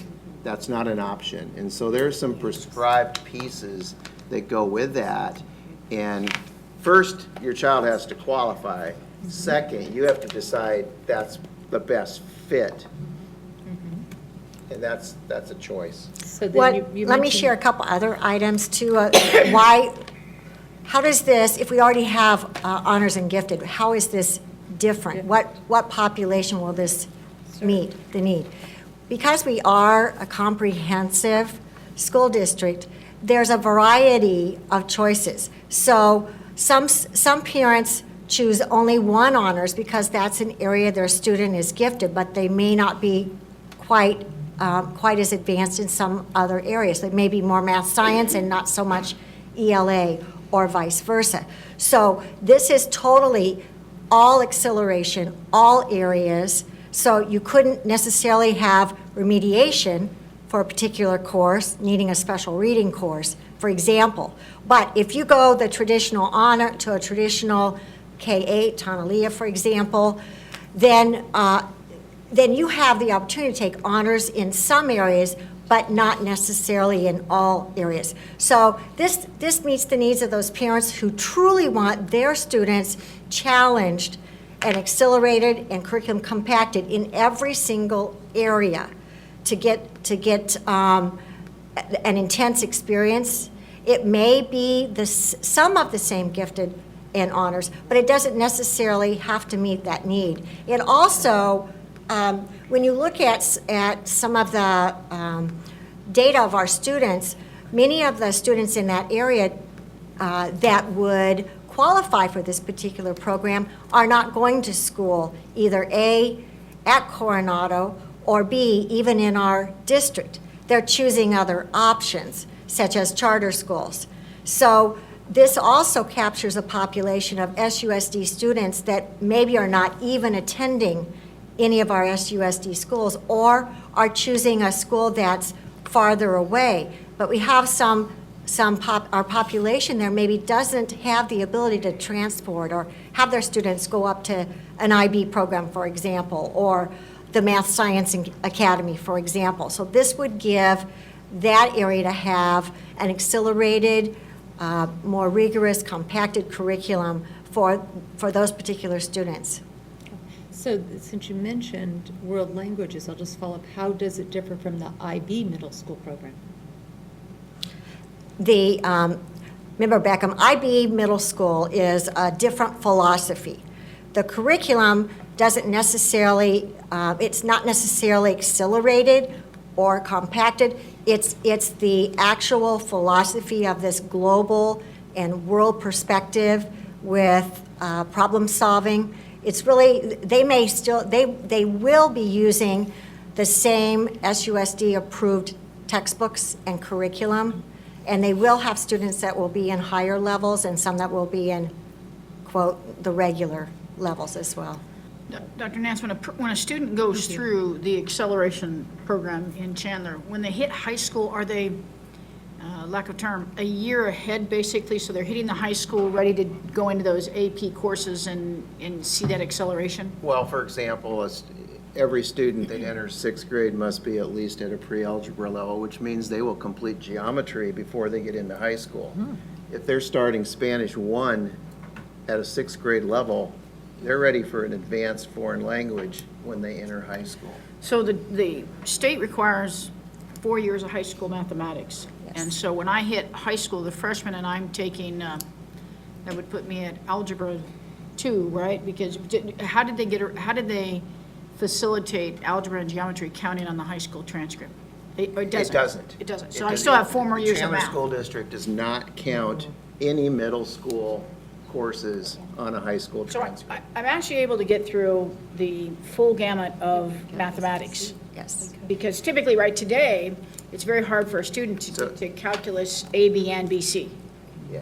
The bottom line is you better have enough courses for these kids when they get to be juniors and seniors. That would lead to one of my questions, You having better- it housed there you- at You Coronado. have to be ready for them.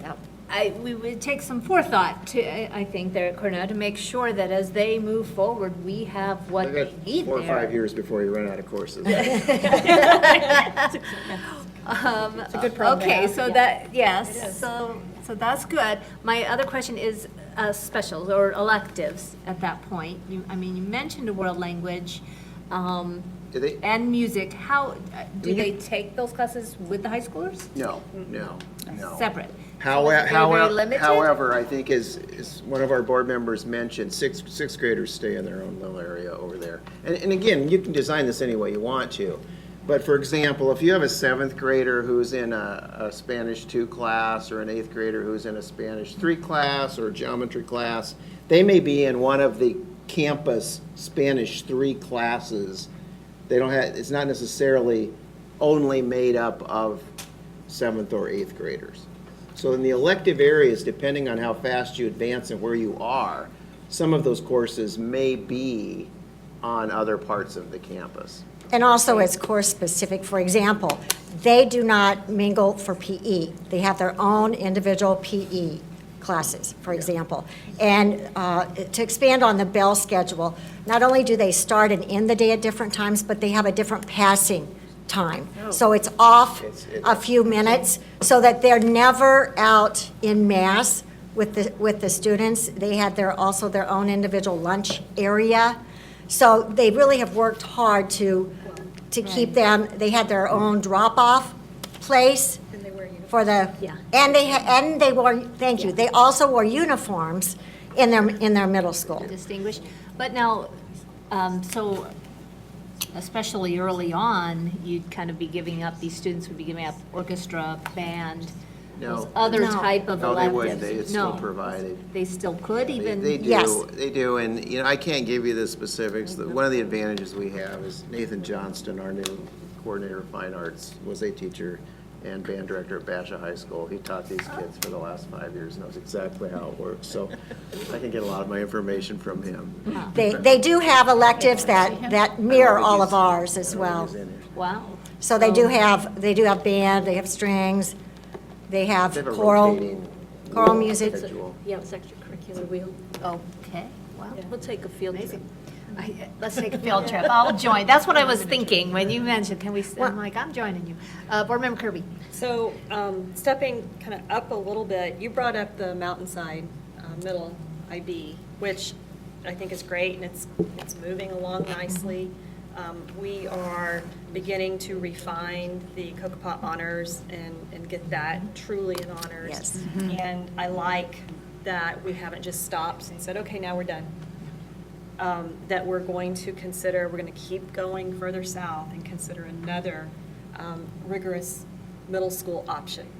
We have said in this district, long before any of you, not Dr. Sitton or Michelle, but any of you got here, that we lose students in SUSD in 4th and 5th grade because they want to avoid our middle schools and they come back for high school.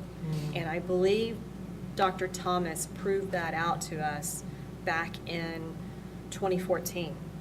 He had some data, and I'm sure the data still suggests that.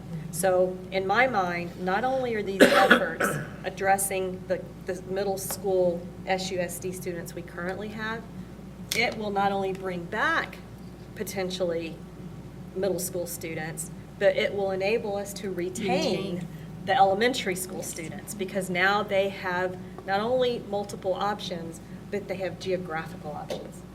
So I'm excited. It was a great visit, learned a lot, really one of those things you have to see it in action. Member Hartman? Just one last point to add, thinking about a little bit more bigger picture, is I think it's important that we remember that when we closed Supai and we made Tonalea K-8, the trade-off was we were closing academic gaps, but by not having a middle school, we actually were giving up honors programs and other extracurriculars. But that was the trade-off that we made at that time last year or 2 years ago. So although this doesn't completely address it, it begins to address it a little bit, because at some point we have to have a serious conversation of, are we at a place now where it is the right time to have a middle school and help the community understand what the benefits are of a middle school, which is higher rigor for the honors programs and other extracurricular things. But this does provide Step us that some direction. of it. Yeah, it doesn't address all of it, because there's this, you have to test in, right? So, but it clearly for this particular group of kids absolutely provides the opportunity. Is that a fair assessment? Yeah. Okay. Board Member Kirby. One last question from me. So for anyone who's watching this presentation, when we walk out of the room, the question we're going to get is when. So what is the thinking about timing?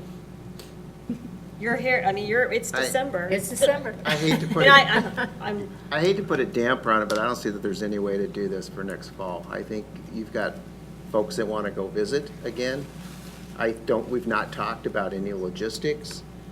We have a very interested Coronado High School principal who would like to do it, but we have not, we didn't want to go beyond this until you said this is a good idea, pursue it.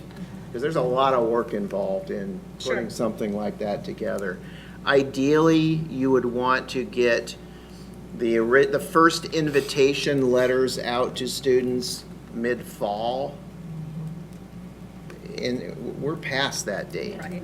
And so I think, however, we could do it, we could really do it, but I think to do it right, you have to have the time to do it right. It's not like we're dealing with anything else. I so respect that response, because too often, historically, we shotgun things, and then it just fizzles. So I would prefer, and the reason I wanted, that we will get asked, and an answer of, when I heard you say is maybe fall of 19, That's Yeah. okay. Yeah, and I have to say that, I brought up and asked the question of what Chandler did, but it really behooves us to have deeper conversations with teachers. You take a typical high school teacher and you put a sixth grader in front of them, they need a little coaching. They need a little more tolerance about squirrely behaviors that sometimes occur at that age, you think? And then, and how to work with kids, and particularly how critical engagement is. High school people, as much as we'd like to say that we're very engaging, we think that the dialogue with us is engaging, because it's about, anyway, I don't have to get into that, but the bottom line is, there is an instructional shift that I think and we're doing a lot of training at Coronado, we have an amazing group of teachers there, but to take our time to identify those who would be willing to do that, to work with them and give them the right skills to work with a new population, I think is really important. Yes. If I could just add one more anecdotal piece. Chandler Elementary Schools are K-6 schools. So when this first started in Chandler, letters went out to 5th grade students about this program across the district. And I know that it was not a popular thing among the elementary schools who were potentially losing kids that would have stayed there for 6th grade. We're in a little better situation because it's not like you're giving up your last year of elementary school. There's a transition there anyway. And so that's one big hurdle they had, which we wouldn't have to face moving forward. So I think it's a great idea. I know Dr. Johnson and I have talked about it, but it will take time to do it right. To add to Dr. Birdwell's comment about the changes at Coronado, we had about a 2/3 staff change, and they're learning I love the term, the SUSD way, as well as some new instructional ways. By implementing it in 2019, we've got them practicing a whole nother year, and then we embed 6th grade instruction so they feel comfortable, they'll be comfortable with their content. And I have to tell you, Coronado, we've got 2 engineers that are second career. We've got some incredible talent there, and if we gave them another year of learning pedagogy and instruction, I think that would also behoove us as we move their expertise and ability to offer to the 6th grade students. So just clarification, we could potentially be looking at in the 18-19 school year, invitations or kind of identifying some students. Sir, I believe that, if the board were to decide to move ahead to open a program in the fall of 19, that decision would need to be made probably before school starts or right at the beginning of the school year next fall. So what I would recommend is that we would come back in the spring with some timelines, plans, training, when we would, timelines about speaking with parents, et cetera, timelines for training staff. I will tell you that we've begun the vertical teaming between Tonalea and Coronado, and the great part about that over the next year is that high school folks are already talking to the middle school people and understanding the curriculum they teach versus curriculum that the high school teaches. So having some time under our belt with that is also going to help this kind of transition better, because high school math people are talking with the 6th grade math teacher already. So I think this spring we could bring you a time frame, say this is what it would look like, this is what we would be investing in professional development, put the dollars to it, and then and if the board felt it was worthwhile doing, I mean, certainly it is a DSEG type of project, so the dollars, it's about allocating the dollars for this type of project. But come back in the spring with some timelines is what I would I recommend. do have one very basic question. Is it a program? Is it a new school? Are these students, do they still stay connected to, go ahead. I can tell you what Chandler does. Okay, Chandler School District, Basha, is a 6-12 school. okay. And it is, with the state, it's listed as a 6-12 school. You could do that, or you could leave, you could leave students, I guess, assigned to their home at middle school. It would be really complicated. Yeah, that's what I was trying to picture, what's the easiest? Yeah. just its own schools. Seems. Bless you. Yes. Okay. Thank you. Any additional questions at this time? It sounds like this will be coming back to us. Further conversation. Further Great conversation. conversation. Great conversation. Yes, very exciting. All right, we move on. Thank you, Sarah. Information discussion item 3E, revision to governing board policy BEDB Regarding our regular meeting agenda, I believe Ms. Marshall will start us off. Yes. Yeah. We're talking about agendas and the orders of agendas and what others do. One of the, as she approaches the podium, the last board meeting that we had 3 amazing presentations. Because of how our agendas are set, unfortunately, I think a lot of people miss some of the very best part of the whole meeting when the principals gave those presentations. So what spurred some conversation is about the order of an agenda. Is an order of an agenda dictated under statute, or is a dictated type of policy, or, could, in conversations with principals, it was a long night for them. Yeah. Is there a way to move them closer to the front? How do you go about that? If you did that, does public comment need to be at the beginning? Could it be in the middle? Could it be at the end? Went out and took a look, had Sandra pull the cities and see what the city does. And the city has a little different order, which is in Scottsdale, which is kind of interesting because they do what we do here with the call to order, the pledge, and they do the information items, then they do the call to the public, and then they do their action items, with the intent that the call to the public is closer to the item that probably they're going to discuss in an action and take a vote on. So some school districts put their public comments to the very end of the meeting. So it's really up to a governing board to determine the order of an agenda. So we bring it to you because we've heard comments over the last few weeks about, boy, wouldn't it have been great for those principals to be earlier in the agenda and have information items like what we just got done discussing, have people hear that great dialogue about acceleration and opportunity, and then have the call to the public. But I will tell you, there are others who also put the call to the public at the very end of an agenda. And I believe it is the Mesa School District that does it, I think. That's correct. I think it's Mesa. So anyway, now I'll let Ms. Marshall talk to you more about what our current policy says. Madam President, members of the board, Dr. Birdwell, cabinet, and guests.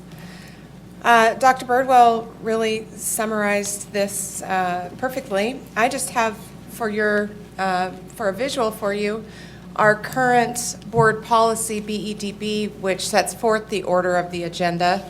Currently, we have public comment where I have it crossed out here under student and staff recognition and prior to superintendent comment.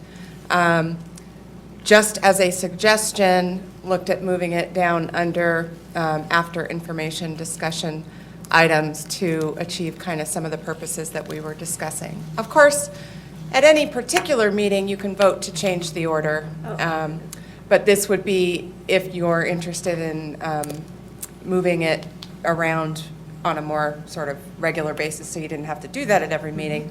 You can have that discussion today, and then I will take your feedback and bring something back to you if you want to adjust this policy. Are there any questions, comment, discussion? There isn't any legal that says you have to have it right here, right? No, as a matter of fact, you do not have to have public comment at all. Oh. You could delete it if you chose to. Political quagmire. Stop dreaming, everyone. Come on. Board Member Hartman. Well, my comment was a little bit related to that. If I put my current board member, current situation hat on, and I actually think one of the board members, there may have been more, that actually said, gee, I wish we could have had those messages at the beginning.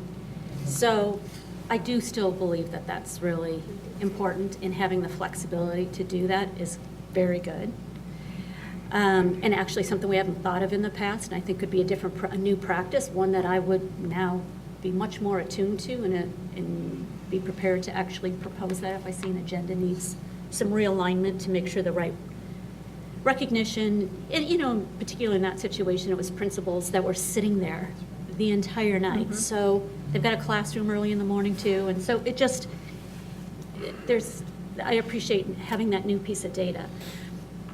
If I put my parent hat on, thinking back to the days when I was a parent and showed up for an agenda for something in particular, sitting there 3 or 4 hours to get to my point of my 3-minute public comment would make me a little frustrated. And so I don't know how to mitigate that, but in recognizing we don't have to do it, but there is an opportunity for, it's an important opportunity in my mind to allow the public to have a reasonable, opportunity to share their comments. So it's a balance. And I think when Mesa moved it to the end, if you look at the Mesa, the work study is where a lot of the dialogue occurs, and then when you get to the actual public meeting, it's a much shorter meeting, but you start talking about a 4-hour meeting, to put a public comment at the end, I think creates a great deal of distress on the community and your client, and really it's the public that is, even though this is our business meeting, they're still our client. That's why when I saw the city example, I was so impressed, because it logically made sense to me that there's information and then public comment is sandwiched, because the comments, I believe the intent at the city is that the people who are coming to comment are coming about a decision that the city is going to make that night, and it's an action item. So they're actually placing that closer to where they're going to take action on something. That does not always apply to ours. We get a lot of comments that have nothing to do with any agenda at all. So that's why when I brought this forward, I actually just mimicked the city of Scottsdale and how they do business, not the Mesa Public Schools, because I thought, boy, can you imagine sitting there for 4 hours to give your 3 minutes? Board Member Kravitz. I was also one of those board members who felt it would have been beneficial to hear what the principals had to say at our last meeting, because I thought their presentations were excellent. If we look at this in a positive light, some parents who try to make our board meetings, it is difficult for them to get there at 5 o'clock. If you're dropping your child off at soccer, or you have to make dinner or whatever, you're, killing yourself trying to get there at 5. So having public comment further down on the agenda may be beneficial for that reason. Additionally, oftentimes things that people are addressing are addressed by the superintendent. And some people may change what they were going to say or amend what they were going to say based upon what they hear from the superintendent. So if nothing else, I would support moving public comment to somewhere on the agenda after the superintendent's comments, for sure. Board Member Becca. I guess I will also just voice my opinion. I wholeheartedly believe in public comment, and I have the same thoughts that Board Member Kravitz had. I also feel that sometimes that the informational area, because sometimes those comments, we answer a lot of their questions that they ask. So I can see having it after that area also. The other thing is, this is, as you said, you can move it. So we could do it and try it and see how it works. And if it doesn't work out, because it's poor timing for those who want to make public comment and they just can't make it, we can always change it back. So I seem to be in support of it also. Board Member Kirby? In listening to what my colleagues have said, I would make another suggestion for a change. Consent agenda is action as well. Right. So I would drop consent agenda after public comment.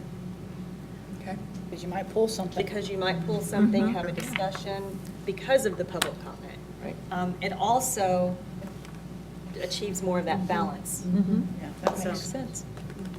That could cut down the time waiting if someone actually does come to the beginning. That could cut that time down. Board Member Kravitz? If we move public comment after information discussion item, if that was an idea percolating, we have some idea of how long our presentations will be.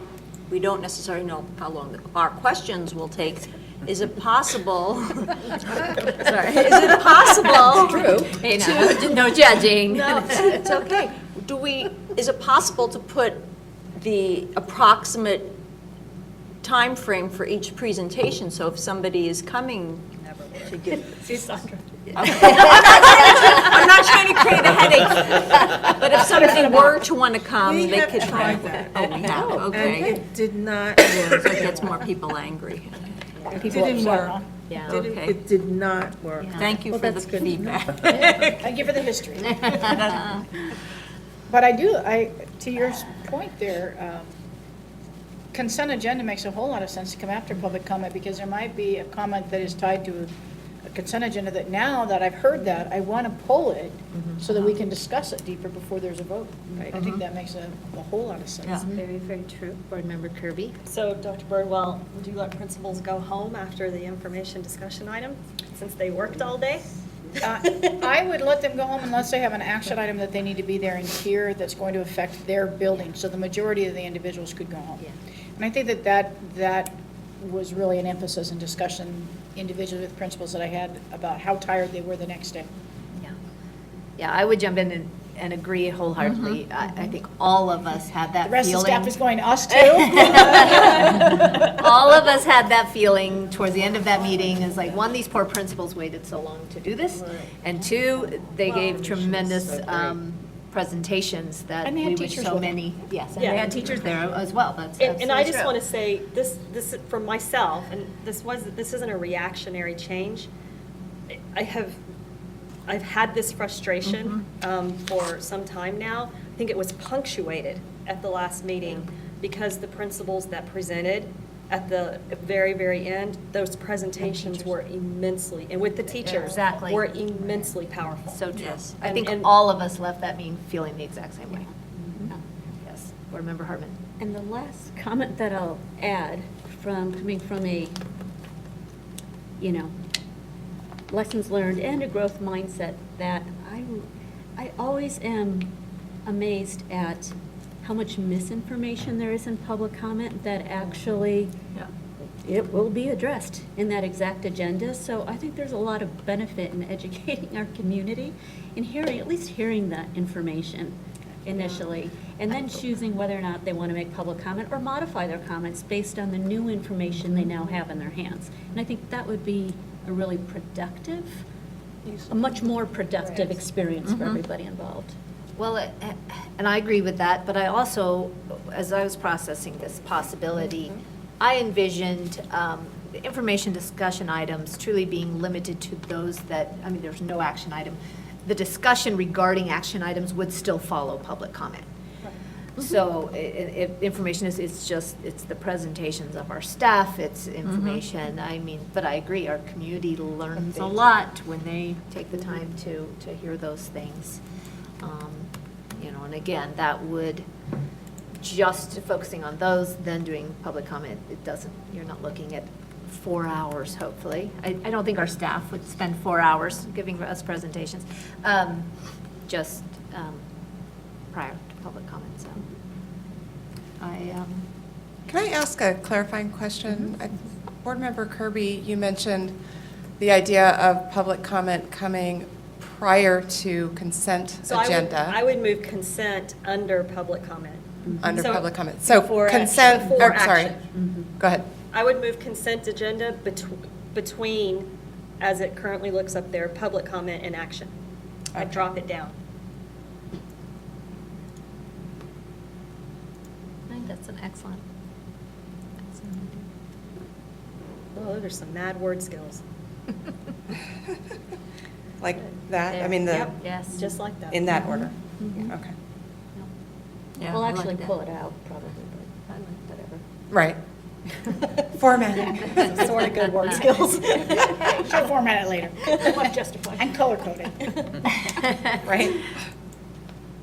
So I would say part of this, obviously tonight we wanted to get an idea of what everyone thought of this idea. We do have a regular meeting coming up Tuesday. And So would we So bring there's this some to a options. policy change with a January change in mind, so that we'd have time to advertise that there would be this change? Okay, that's a good idea. That's a great idea. So we can communicate it out. So Educator. you could bring it back. Yeah. I can't do this formatting. And we could even possibly make, well, I mean, we wouldn't have actually voted on it, but think about making an announcement that Tuesday night. Well, when that you we can approve think your about agenda Tuesday night, you could reorder it just simply in the approval of the agenda to test it out too. Well, But we would have I'd given certainly people want a to chance. advertise it to the community so that they knew there was, particularly, to Mrs. Kravitz's point, which is really valid. There are people who really rush to try to get here for that public comment. That might really help some people. I'm guessing maybe, Yes, Board Member Hartman. that Ms. Fitro might want to help communicate this in a positive light and intended to be. So, but we are talking about keeping Tuesday's agenda the same. I would. And putting it, obviously, if we put this people in show an up. action item versus a consent, it would bring more attention, and that would also help communicate, Yes. so. We could put, I haven't done agenda yet. We could put it on Tuesday's agenda to bring Tuesday's this back. agenda to Yes. bring this Make back this as an an action, action and that way, item. yes, moving forward January, we'd be good to go. Could they approve a policy change on Tuesday night? Yes. To go into effect for January? Yes. This can count as your first read, and Tuesday would be your second read and approval, which can happen on consent or action or however you want Yeah. to see it. That's nice. I believe if we do it as a Action. separate action Sure. item, then it kind of just Okay. brings more attention to it and helps, Absolutely. and the community can begin to discuss it. All right. Oh, boy. Any Oh, other boy. feedback? Thank you all. Additional comments? Thank you. Thank you. All right. All right, so per our agenda amendment, we will move to action item 4B, approval of revised high school and middle school planning guides 2018-2019 school year.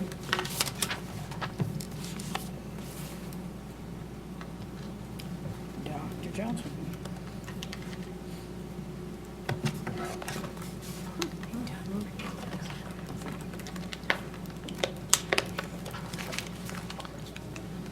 I think I know we will.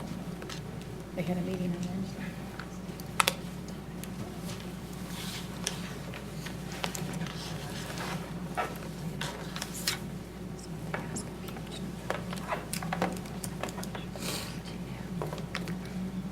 Dr. Johnson and Chris Treat from the curriculum department.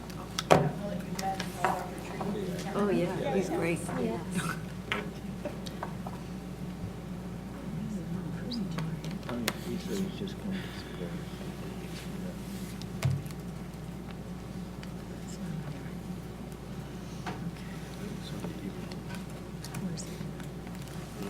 Yeah, he knows. He knows. He just came to support the district anyway. Make sure he gets a cookie.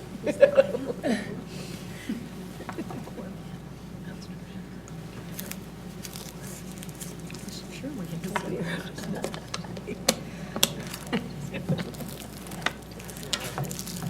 That was a good discussion. Actually, it's been pleasant. Very important. I don't know why I'm trying to catch a cold right now, but. That is the season, isn't it? I've decided to boycott Christmas. You ready? Absolutely. Okay. Okay.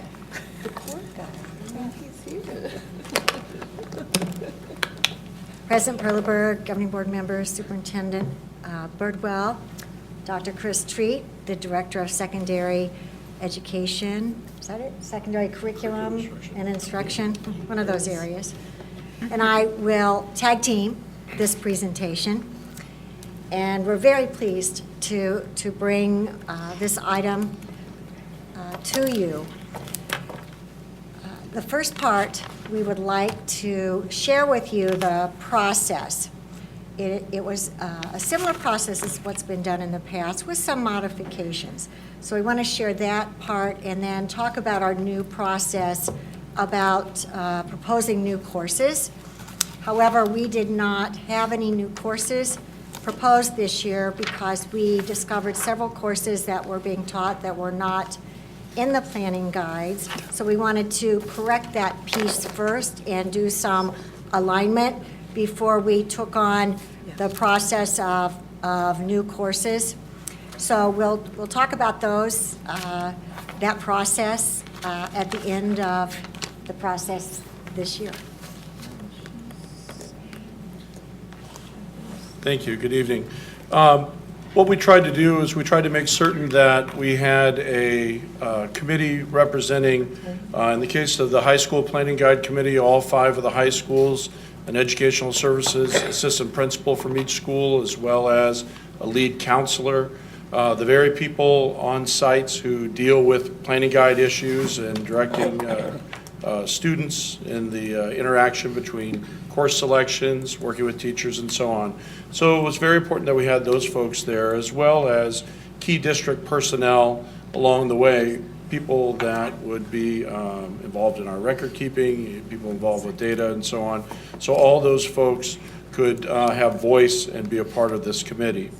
And it's along with that, we also had our instructional coaches who served as our content area specialists. And so what we had was, for both mirroring both a high school committee and a middle school committee, we had these separate groups that we brought together. And while they were working on the specific language in really that kind of front portion of the guide, where we get into the practices and the ways that you go about things like auditing courses and which credits are accepted for what, we had our instructional coaches working on behind the scenes, working with the specific course offerings to make certain that we had consistent language throughout, that our course titles were where they needed to be, and also then gave them a chance to kind of come together to the committee as a whole, and each specialist had the opportunity to report out, okay, here are the things that we found, changes in language that we may have made, or areas where there was need for cleanup, making certain that the trajectories were in place so that it was very clear for how a student would move along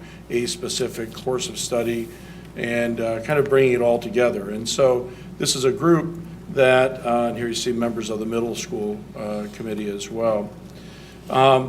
We met 4 specific times together in person, again, the middle grade and the high school working separately but mirroring the work. But then we worked electronically then throughout the process as information was moved back and forth, and each of the committee members, we had broken into sub-teams for specific topics, and then they would report out again to the committee as a whole. So again, the idea for this in particular was to make certain that it was not just a few people in a pocket of one part of our district having voice, but rather all 5 of the high schools or all 9 of the middle schools involved, and specifically those ed services assistant principals and lead counselors who were involved in that. So, I don't know if you want to talk about revisions. Okay, good. Before we talk about the revisions, we want to talk about the new process for the course proposals. So in your packet, you saw the high school course proposal form and the middle school course proposal form. And the changes that we made in this were significant. For one thing, 3 really big changes we made.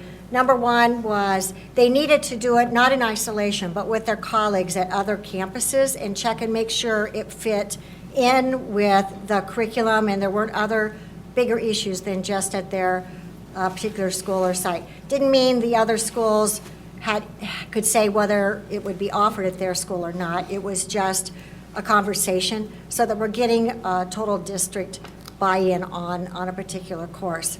The other big change was oftentimes there were courses in the past proposed without any consideration to a budget impact. So we added a complete section that talks about cost. So they would need to complete out a section that would describe the textbook impact, what textbook they would use, what would be the cost of that textbook, professional development training, other resources that they might utilize in supplies and materials, so that the committee can make an assessment on budget impact, and then it can move on to cabinet to review as we do the budget process. The third change is that we discovered there were courses being taught that did not have a curriculum map, and oftentimes it appeared that courses would be proposed, and then they would decide what they're going to teach as they begin the course and move along the course. And we want to be proactive. We want the course, the curriculum maps to be done before they teach the course and not developed while they're teaching the course. So there is a requirement, and all the proposers understand that they will be required to come in for at least 1 to 2 days of training and curriculum map writing so that the course has a solid structure and before they actually teach the course. So those are really 3 of the big key changes. The course proposal process would begin in August, where it would be submitted. So beginning next year, they would submit those course proposals in August to the curriculum team. The curriculum team then would vet it and run it through the different places for review, such as a budgetary issue, curricular issue, teaching and learning would review it. If it was a particular content area, such as has a CTE impact, then CTE would be reviewing that particular course as well. So it would have a good 2 to 3 months of vetting before it would be considered whether it would be inputted into the planning guide and brought to you for approval. So when moving on now, what did we do for the high school planning guide revisions? And there were quite a few cleanup processes. We, as I was reviewing it today, I saw some errors still. It's hard to get a document perfect the first time, but we will continue to update that and correct some of those, just minor technical errors. But I wanted to talk about some of the substantive changes. So I noticed there was a void in our planning guide that there were no special education courses included in our planning guide. So with our new interim executive director, Dr. Diane Bruning, she and I met. We brought in resources from other districts, looked at the scope and sequence in each of the content areas so that courses were developed to meet the needs of our special education students, whether they were a resource student, whether they were in a self-contained situation, in all the various areas.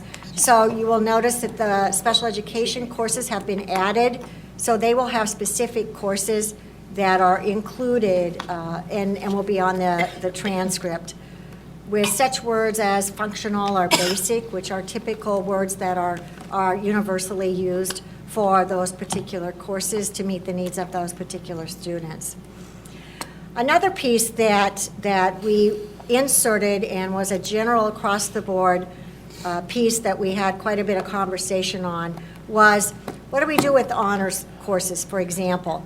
So I understood there had been a push in our district in the past to move students into the AP and not so much into honors. But in a lot of extensive conversations and looking at a comprehensive school district that meets the needs of over 8,000 high school students, we need to be offering a full variety of courses. So we looked at honors courses and where there might be gaps in honors courses. Traditionally, we do not offer honors courses in year 1. And the reason for that is we assume they come in at a basic level. As you know, any one of our courses can be challenged and they can take a test and test out. So if you came in, for example, in Spanish 1, but you felt you had enough skills to move on to the second year, then you could test out of Spanish 1 and move in. By state law, any student can challenge any course and move on to another level and receive that credit. So we added the honors levels in the second year of our world language so that our students would begin to earn an honors level and accelerate to be ready to take AP, possibly even take AP sooner and get through both AP, for example, Spanish language and AP Spanish Literature.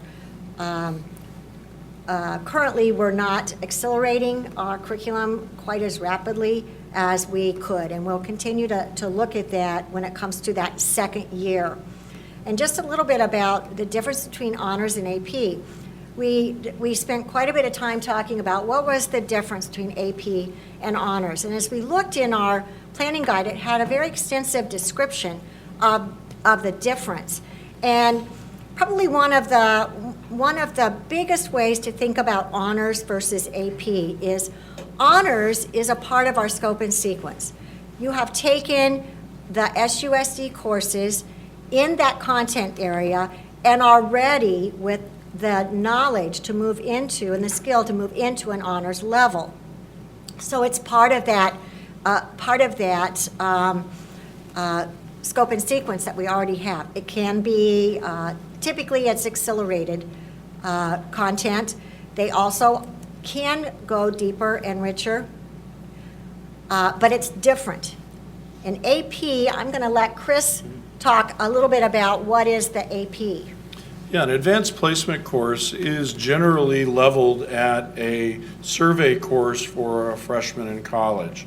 And so where we get this distinction is honors high school is a faster, deeper, more robust high school course, whereas an AP course is really mirroring with the types of materials that are utilized, the types of reading load, the types of assessments that are given, really more what you would expect as a freshman in college, though still offered, of course, right here at the high school. So you still get the kind of cultural supports that you would normally expect in a high school with that college level rigor. And so that's where we get that distinction. As we move on and look at some of the other changes, we added a new CTE courses, year 1 and year 2, in law, public safety, and security. Coronado High School has been in conversations with our City of Scottsdale Police, and other stakeholders, thinking that might be a career path for some of their students. So we added that particularly and in our conversations today in our high school principal meeting, both Saguaro and Chaparral said they have an interest in that area as well. We have some really dire statistics on our police and our fire personnel in the upcoming retirements in the next few years, and they are going to have a huge gap in having the qualified people to take those positions. So I think that we might see some strong partnerships with our city in that particular area.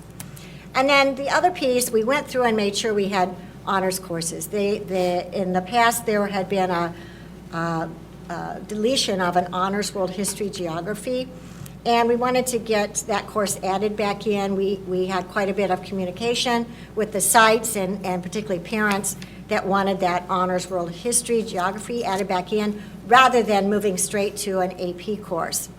I also wanted to share why would we also want to make sure we have an adequate full array of honors courses as well as a robust AP offering. And part of it could be, again, is as we look at individual students' needs and students' learning abilities, their capabilities, aptitudes, you may have a student that's math and science, but not so much into the humanities, social studies, English, but we want them to be able to have a rigorous course and have a weighted grade. And to be able to do that, they don't really want to take an AP course because moving them to that college survey level would be a little more than doing an honors course that takes curriculum there and curriculum and standards that they're very comfortable with, and then accelerating and enriching those particular honors courses. So it gives our students flexibility that maybe we have students that don't want to take 5 or 6 AP courses. So they could take 2 or 3 in a certain area that they're very focused on, say math and science, but then they could still contribute to a high GPA by taking honors courses in social studies and ELA as well. We also had quite a few technical changes. And we know we still have some work to do on the technical changes.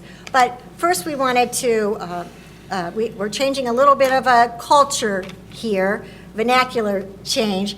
Honors is placed at the beginning of a course name. It's the universal way. And so we've gone through and placed the word honors. So instead of people saying Geotrig honors, we now have to turn it around and say honors Geotrig. So we're making that change across the board with the word honors placed at the beginning. And then we discovered that courses were in our catalog planning guide that were AP courses, but they did not have the approved AP course name. We discovered one today that we still need to work on, the Spanish 5 one as well. But you must, when you agree to use AP courses and you're approved to offer AP courses, you must, by College Board requirements, use the exact title of the course because it is their course, using their proposed textbooks, their instructional methodology, their college type program. So we went through and changed all the courses that had an AP in the name to the official AP course name. So, and we'll continue to make sure that we're doing that as well. It can't also be a combination of, maybe I'm going to teach an AP language and literature course, and then I'm going to add some mythology pieces to it or whatever. You cannot do that either with AP. It has to be the pure AP course that matches the college course, because you must submit your syllabus so that they know exactly what you're teaching. So that's a piece that we have shared with the sites to follow up. Also, our curriculum folks will be checking that with the curriculum maps and materials as well. And then we noticed that the high school planning guide did not identify which courses were core and which courses were elective. They talked about academic and non-academic, and the universal language is core and elective. And we identify core as the core courses that the ABOR, Arizona Board of Regents, have identified as core courses. So, of course, your math, science, ELA, social studies, world language, and, is that it? Yep.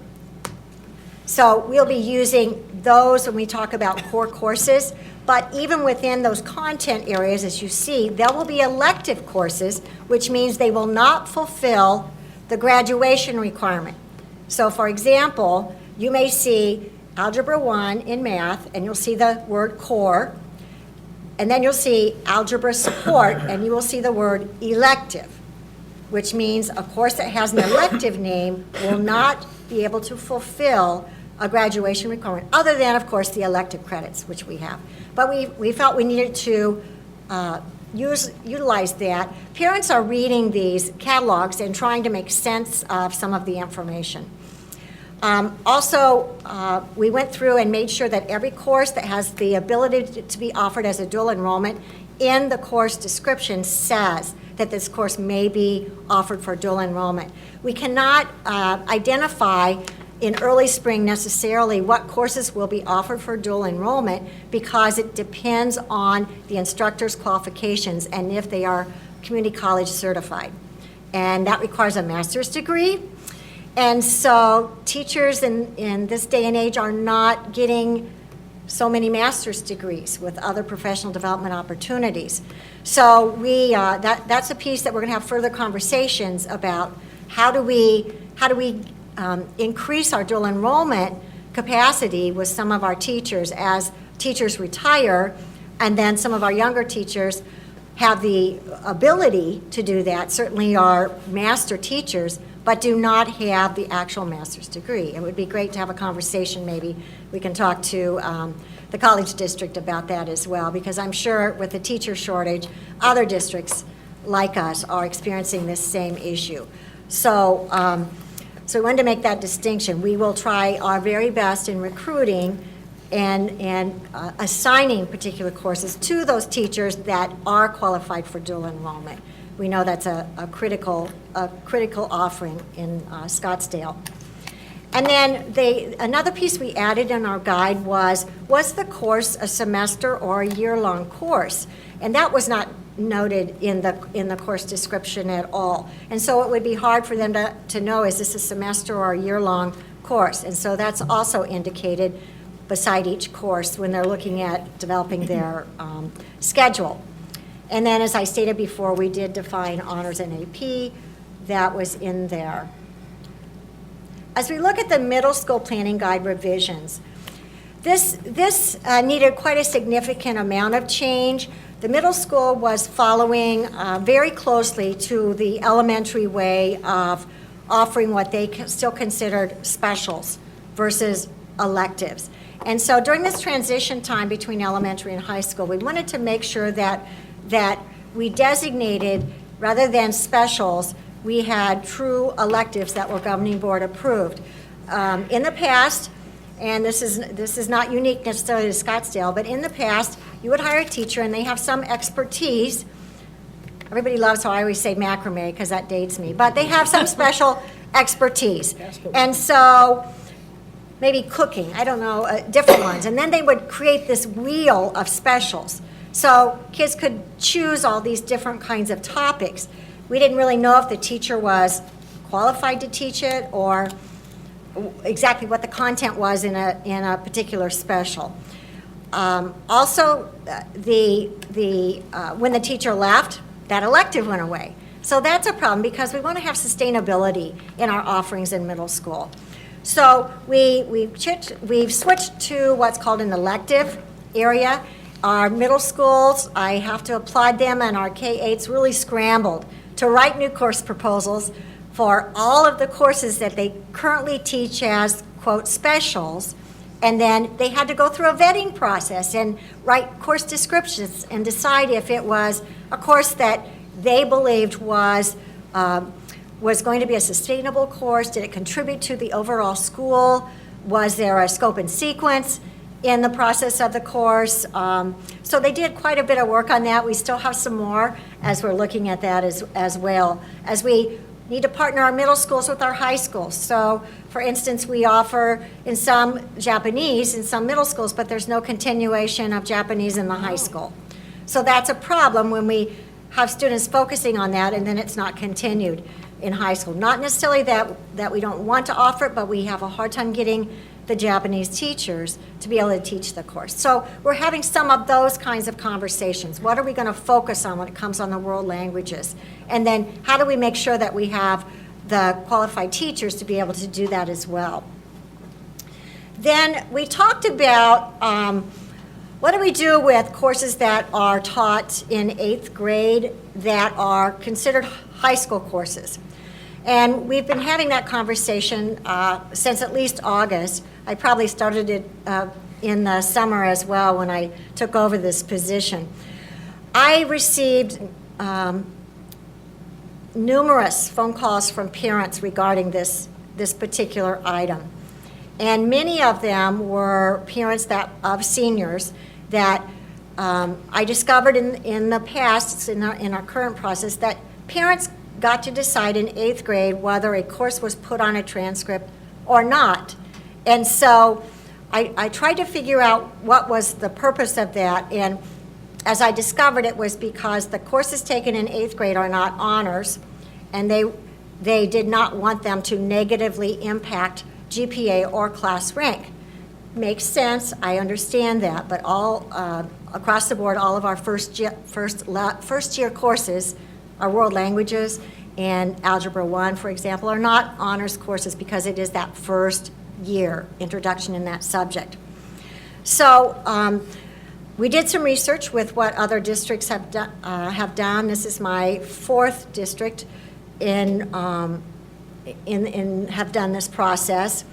As you heard Dr. Nance say, Chandler does not accept any 8th grade credits or any courses that they take in 8th grade.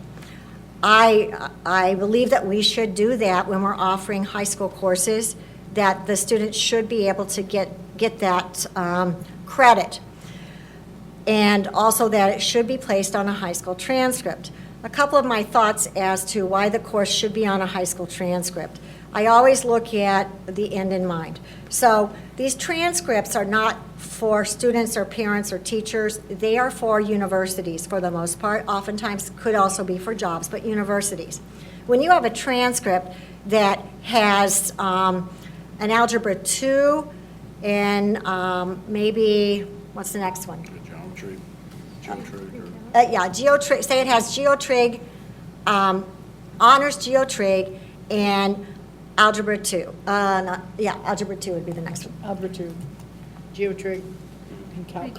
And calc, got it. Calc and calc. Thank you. Okay, I knew I was not on the right pathway here, the math trajectory. There's a void on that transcript. It doesn't say about algebra. Or let's look at world languages. In-state universities require 2 years of the same language. Many out-of-state universities require 3 years. So we don't, if we did not put that first year of world language on, they would have to take year 2, year 3, and year 4 to get 3 years, versus having the first year that they took in 8th grade on the transcript. Then they just need, as a freshman, the second year, as a sophomore, the third year, possibly, and go on. But it's a void on a university transcript when you do not put, for example, Spanish 1. So the official transcript has Spanish 2, Spanish 3, AP language, and then there's that void. So the high school transcript is a history. It's not a document that has things taken on it, put off, or modified. It is an actual historical record, chronologically, of the courses that you took in high school. So when you're taking a high school course in the 8th grade, typically we start at 8th grade.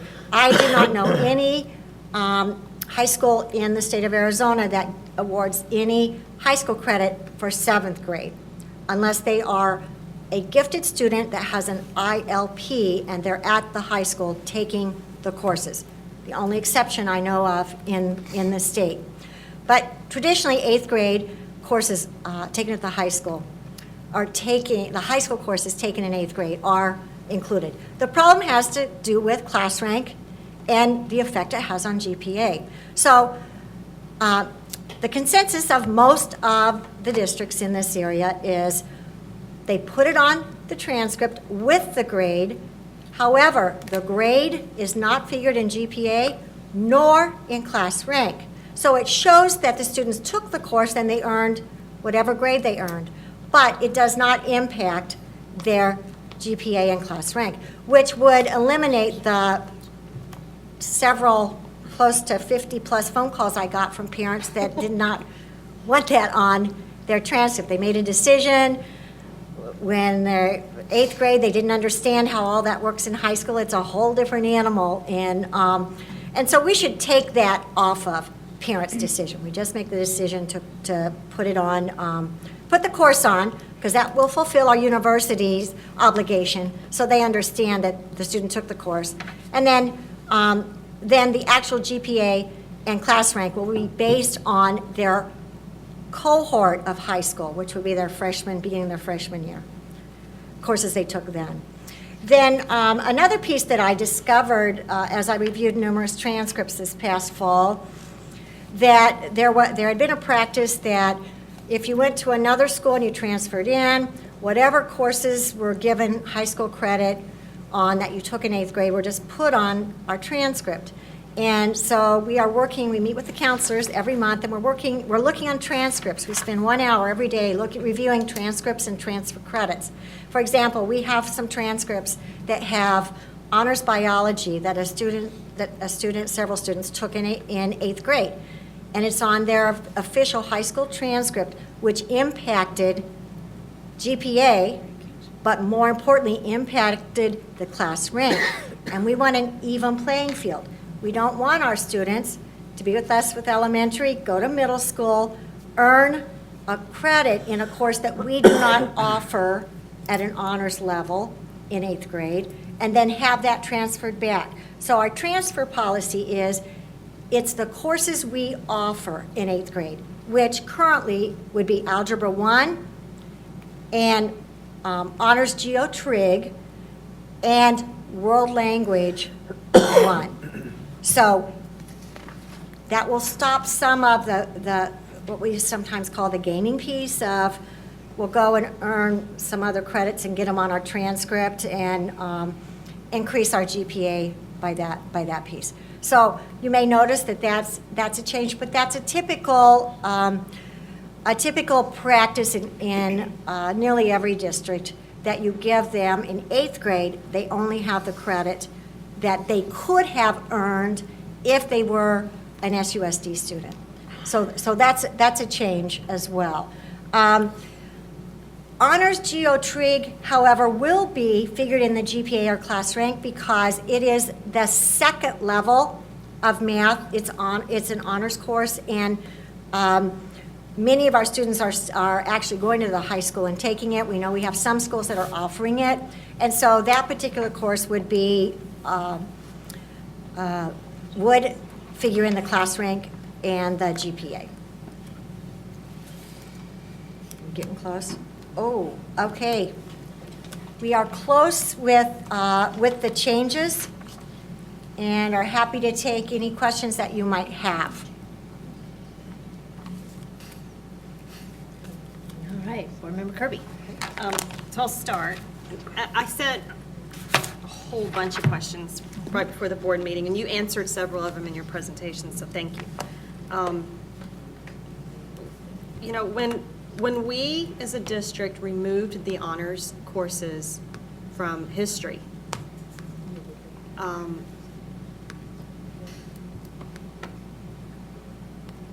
do I say this? Let me back up. So what process are we going to use to place a student in honors or AP? Historically, we've just allowed the student to choose, okay? Maybe there was teacher recommendation, possibly, but I don't know if it was an ingrained process throughout the entire district. One rationale that was provided by the district when we removed honors several years ago is because we would have students who would self-select into honors, get there and be like, oh my God, I can't do this. Then they drop back down to regulars, which then created disruption in staffing primarily. So if that was the rationale given to us back then, now we're going to add honors back in now. How are we going to mitigate that disruption? Thank you, Member Kirby. I'm very pleased that you brought that up because part of this is an education piece on what are the honors courses and what are the AP courses. And I'm going to answer it with probably one of the best ways that we're going to address this, and that's our college and career readiness piece, 612. So we're embedding college and career readiness and ECAP and counselors' involvement in helping students and their parents plan for their post-secondary experience at a much earlier age. We are going to do more education. We have purchased the Naviance modules, 6, 7, and 8.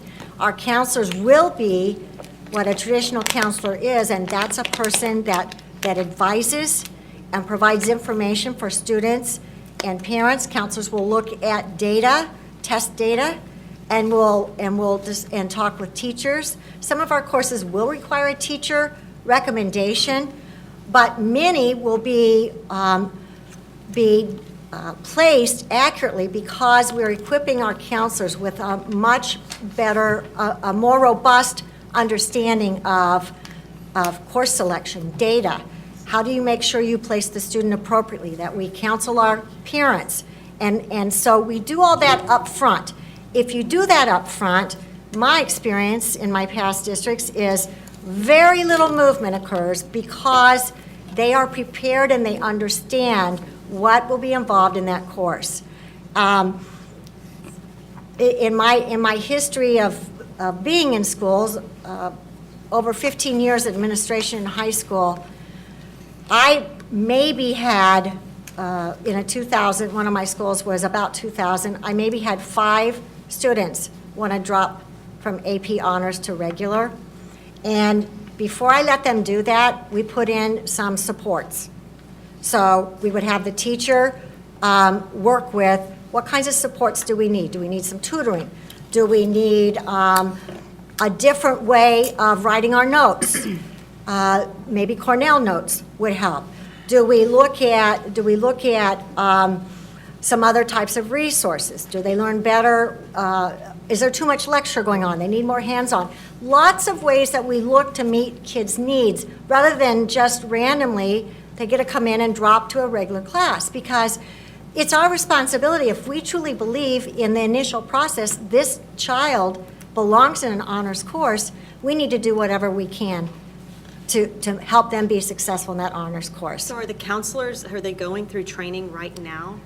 They are. They are. We meet with them every month, and we do lots of conversations. Dr. Sakos, she's good.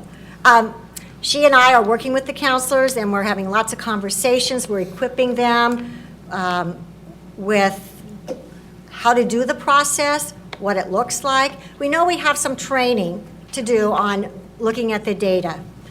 For example, we have now the ACT Aspire. We just did a 2-hour training with them on what the data is going to look like. They are very excited with the ACT Aspire. Looking at that data, they'll be able to identify, we talked about, would this child fit in an AP course, or would this child go to honors? Would they go in regular with what we're getting from this data? So we're looking at a variety of tools to help them better identify where students would be successful. Okay, and if, go ahead. You front-load it, but the reality is, Ms. Kirby, there's always individual students and parents that need extra individual counseling about this, because there are students who overambitiously sign up for multiple honors and realize they get in above their head, and so there is that counseling moment, working with the family. And if some districts become so rigid that it's, if you drop, you're going to get an automatic F, and we're not going to let you move, we will approach this from an aspect of, how do we create the resources, how are we going to support you, and if necessary, we might end up moving you if you have overextended yourself. So it is working with every individual case, but the front load, as Dr. Johnson talked about, is so critical before a student signs up, because it does create a staffing problem. Okay. Just 2 or 3 more questions. They're quick, though. I appreciate you adding the honors back in language and world history. What about U.S. history? Is it already on? Yeah. U.S. No, is it's typically not. an AP, right? Right, it's just AP for They don't US. offer an They don't honors offer curriculum. honors. No, not at this point. No honors curriculum. There has been in the Well, we past. used to. Right. And we took it out, and we had a big uproar. So but College Board doesn't do an honors in American, right? okay, but they do it in world. Okay. What about, did I miss robotics? It should be in there. We have robotics and honors robotics. Is it in in science? You don't have to look right now. I'll look and see, but Oh, it it's is, Maybe it's not. it's in In high there. school. In high In school. high school, yes. We have the robotics course, and we added honors robotics as a new course. And I'm not sure what section, but I will send you that information. Thank you. Okay. Really, I'm very excited about all of this. You talked about the core versus the elective language change. Is the explanation like at the beginning of the high school planning guide or somewhere that explains what those 2 words mean? Yes, Okay. it's in our grad recs as far as what are the courses Perfect. that are required okay. and verified with a board. And my last question is, did I actually hear you say that it's state law to allow students to test out of a course? Yes. Yes, you did. Yeah, before. Yeah, it's state statute under the Arizona Administrative Codes. Using what test? It's decided by the school or the district, and typically they use a final exam, or they use a standards-based course, and we do it already for a number. So, Dr. Nance can add to this, because we've had an extensive conversation. We've recently had that conversation because what we're learning is that has not necessarily been the practice. yeah, no, it's not. it And we have to do that. And, not that we're going to have a crashing of the doors for students wanting to do this, but we have to be prepared to do that. So the question then becomes, what test do you use? Well, we've posed this question to our other colleagues around the valley, and it's all over the board. Some schools have common finals that they give at the end of each course, and they use that. Some use the end of the year benchmark exam. Others have developed their own, let's say, Algebra 1 end of course test. And so there are districts that have an entire file cabinet full of all the tests that you might possibly give. We're not there yet. We need to create some of those. We need to work on that, and I know we've just had that conversation this week, and so that Well, process. phase two of that, just to extend that a little further, it's not just the exam you give, it's what is defined as a passing exam. And so this has been a heavy debate in the state as well. It goes back to when I was a principal in Paradise Valley. That's how long this conversation has been occurring. It dates me. So, back in the 90s. So like my It's still being discussed. So clipping out has always been there. Districts have to set the test. Districts also set the level of what is considered a proficiency to give you the actual course on a transcript. And so for some districts, when that was first started, it was at 70% because that is considered. But when you think about that, a student earns a credit with a D. 70 is a C. So there's a conversation that must go along with that then clearly defines, if you clip out, here's the amount of questions or the percentile that you have to get correct in order to earn the credit. And that we have to define as well. And that is not the same from school to school to school. I mean, district to district to district. And then one more piece of that we had the discussion that most districts require those students to come to a district office location to take those exams. They're not given at the school sites to, hopefully ensure some consistency across the board. So given that it's state law, in theory, we should be prepared to do this ASAP. Well, as quickly as possible, because at any time, a parent could come in and say, my students in Spanish 3-4, they need to show on their transcript Spanish 1-2, they need 2 years, and they were accelerated through, but nobody gave them the credit for it, so they could take a final in Spanish 1-2 and have it added to their transcript to show the 2 years, which then is the college piece. So it's critical. It happens with athletes. The scholarship for college requires so many credits of certain levels of courses, and a student might have skipped a level, and they need to show it on their transcript. So they will then clip out of that in order to get it on the transcript to then get accepted to be able to be college scholarship ready for athletics. So if we had a student, then one last question, because I find this is in my mind the most exciting part of the whole. If we had a student that came to us in April and said, I want to try to test out of, I don't know, Algebra 2, are we prepared to allow them that opportunity? Yes, and we can come up with a test in any of those subjects. Is it the best test at this point? Not necessarily. We would be able to do it, but we want to improve that process. Okay, thank you.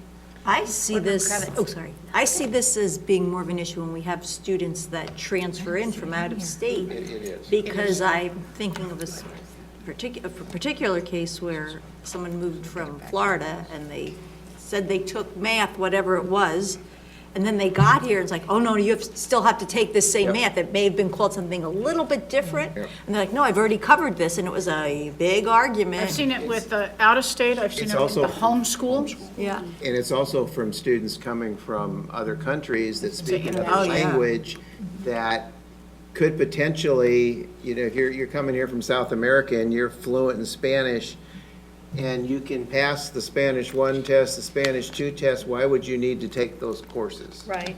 Sometimes there's also the fact that courses internationally are very different than the courses that we have. But a student, because in some of the other countries they're more accelerated than we are, they want to catch some of those early credits on a transcript, and so they test out of courses. Some districts have limited how many courses you could test out of, but I'd have to go back, and it's been a while since I read the Arizona Administrative Code, so. Just real quick on this topic, do we know how in the past these requests were President addressed? Perleberg, I investigated that, and if they had a test, they said they could do it. If they didn't have a test, they said they couldn't do it. And oftentimes they used the e-learning exam from the e-learning courses, which are not necessarily SUSD aligned courses. So it's sort of been all over the board if they needed to do that. I believe they only also gave that opportunity to students that were trying to transfer credits in to the district, was the only way that you could attempt to test out of a course. Well, while you're at that, make sure that we look at the regulations of transferring in out of public-private charters. Board Member Hartman? I'm going to try to ask my questions just really quickly. So I'm wondering on dual enrollment, how many classes do we have last year versus this year? Did you actually take a look at it from that perspective? I don't, Member Hartman, I don't have that data readily available, but we are at about the same courses at every school but Coronado. Because of the change in the staff at Coronado, we had some areas where we did not have a master's, a teacher that had a master's to be able to teach the course. So that's the only school that we were lacking maybe some of the same dual enrollment opportunities, but that's a priority for us next year to do that. Okay, that's great. And so I would like to see that as a priority. That's an important opportunity. Double ditto.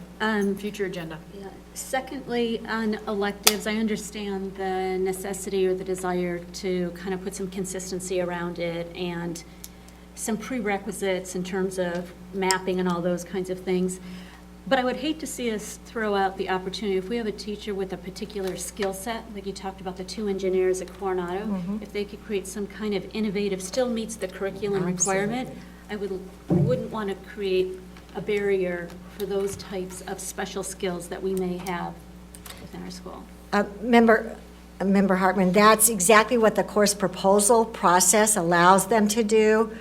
While we do have, some may require a specific skill set, if we also can make sure that there's professional development training so other teachers would be able to do that. But absolutely, a variety, anybody can propose any course and bring it through the process. That will not be eliminated. I mean, I remember there being a Cocoa Law School attorney who second career came back as a teacher, and he provided an outstanding law experience at middle school. It was interesting. I don't know how it fit in, but I know the kids loved it. And actually, in our middle school, if you look at the electives in middle school, there's a whole lot of middle school that I wish was in the high school. For example, forensic science. I thought, now wait a minute. There's a whole career, and there's lots of TV shows about that. So it can be a positive thing. Yeah, absolutely. It can. What you don't want is creating a class just because somebody is short one section, and we're going to make them a full-time contract. That I would agree with, yeah. When we shouldn't be doing that. There needs to be some type of rigor and consistency, but. Correct. Yeah. Okay, quick question for you. If there's an opportunity for a high school, is there an opportunity for a high school student to attend a unique class provided at another high school?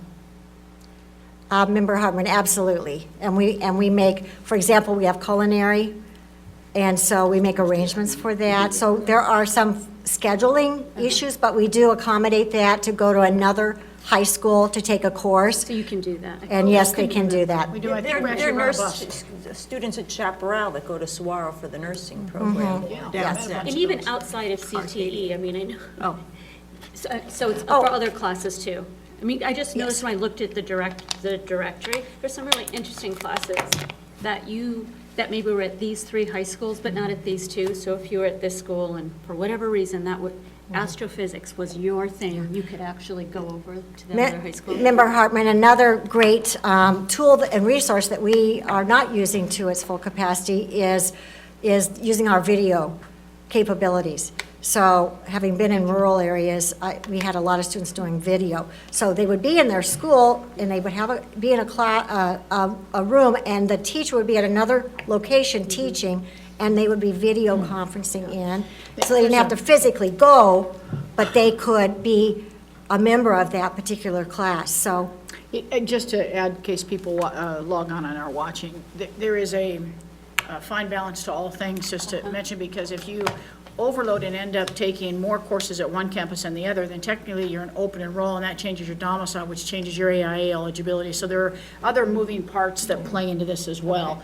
So there is a fine balancing and critical counseling that goes on to all of these pieces. Okay, that's a fair answer, too. I noticed that all of the EVIT classes were included this year. Have they been included in the past, or is that a new ad? It's required by EVIT to have all their courses in your catalog exactly the way they send them to you.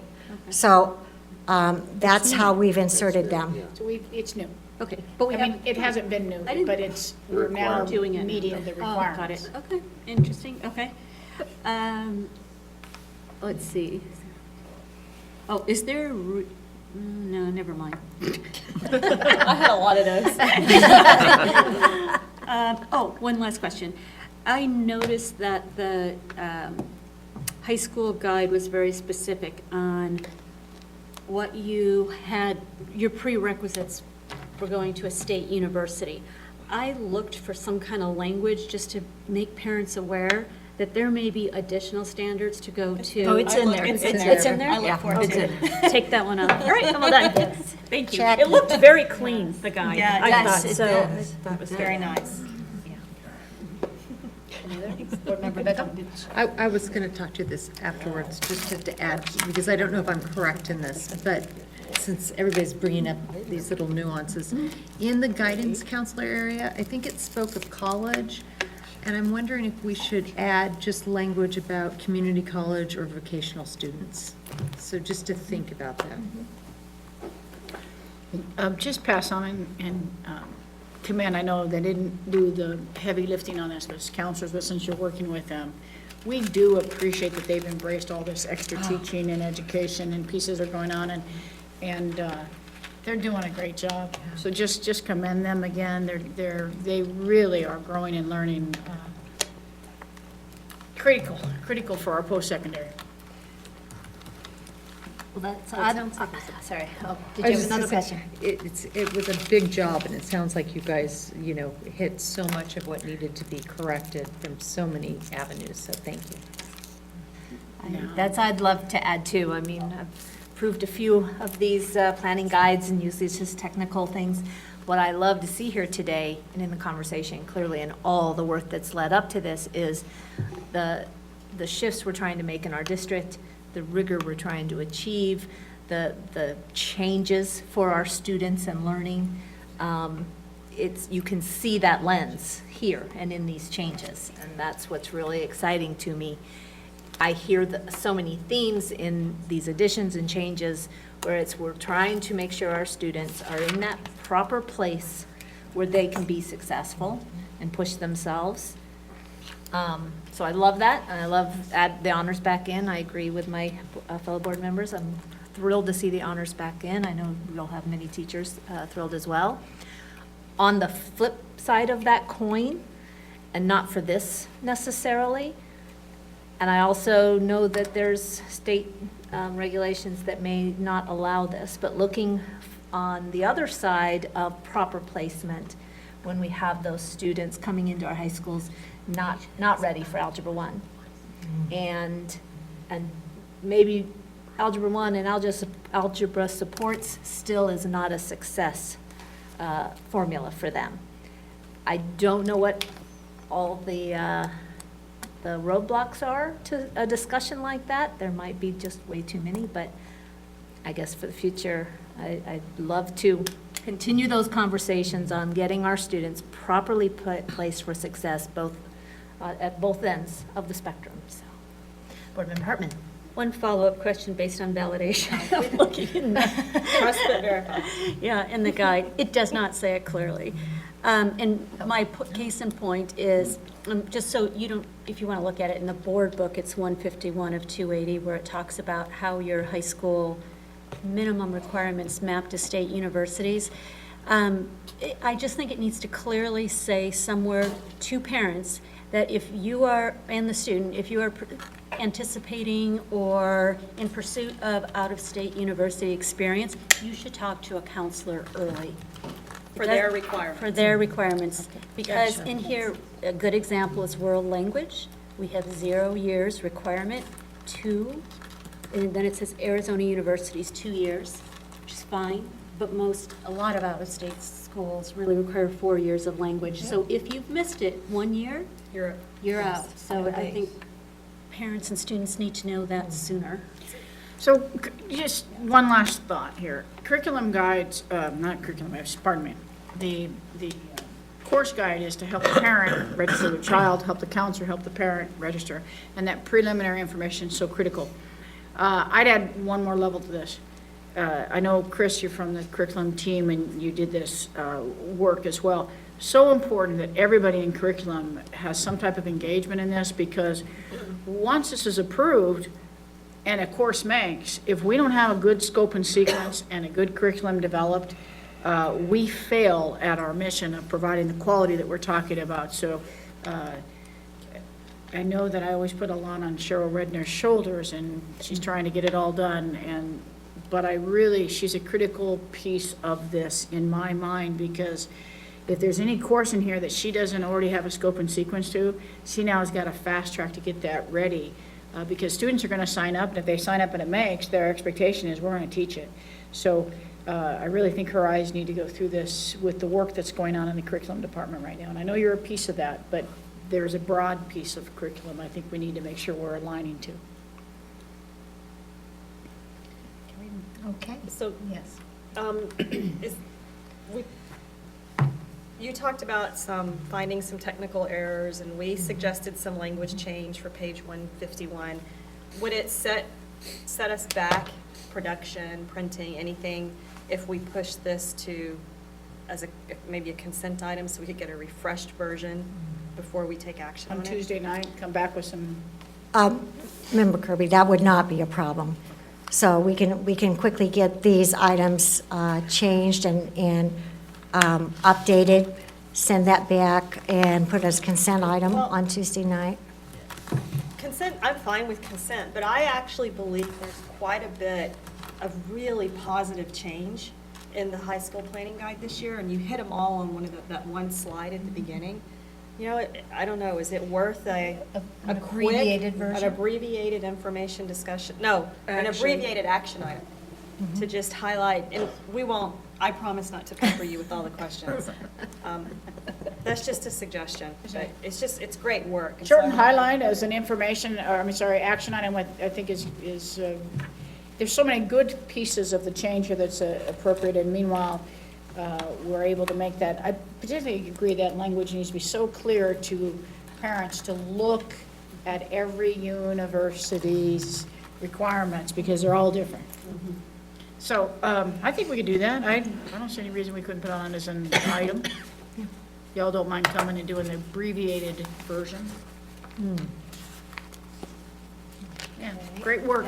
Good work. Thank you. Good work. Postpone that item until our Tuesday regular Okay, meeting. Dr. Johnson, thank you. Action taken. All right. If there's nothing else additional, do I have a motion to adjourn? So moved. Thank you, Board Member Kirby. Second. Thank you, Board Member Beckham. All in favor? Aye. Motion passes 5-0. Thank you all. This was an incredibly enjoyable meeting. I'm just going to say it. Don't go anywhere.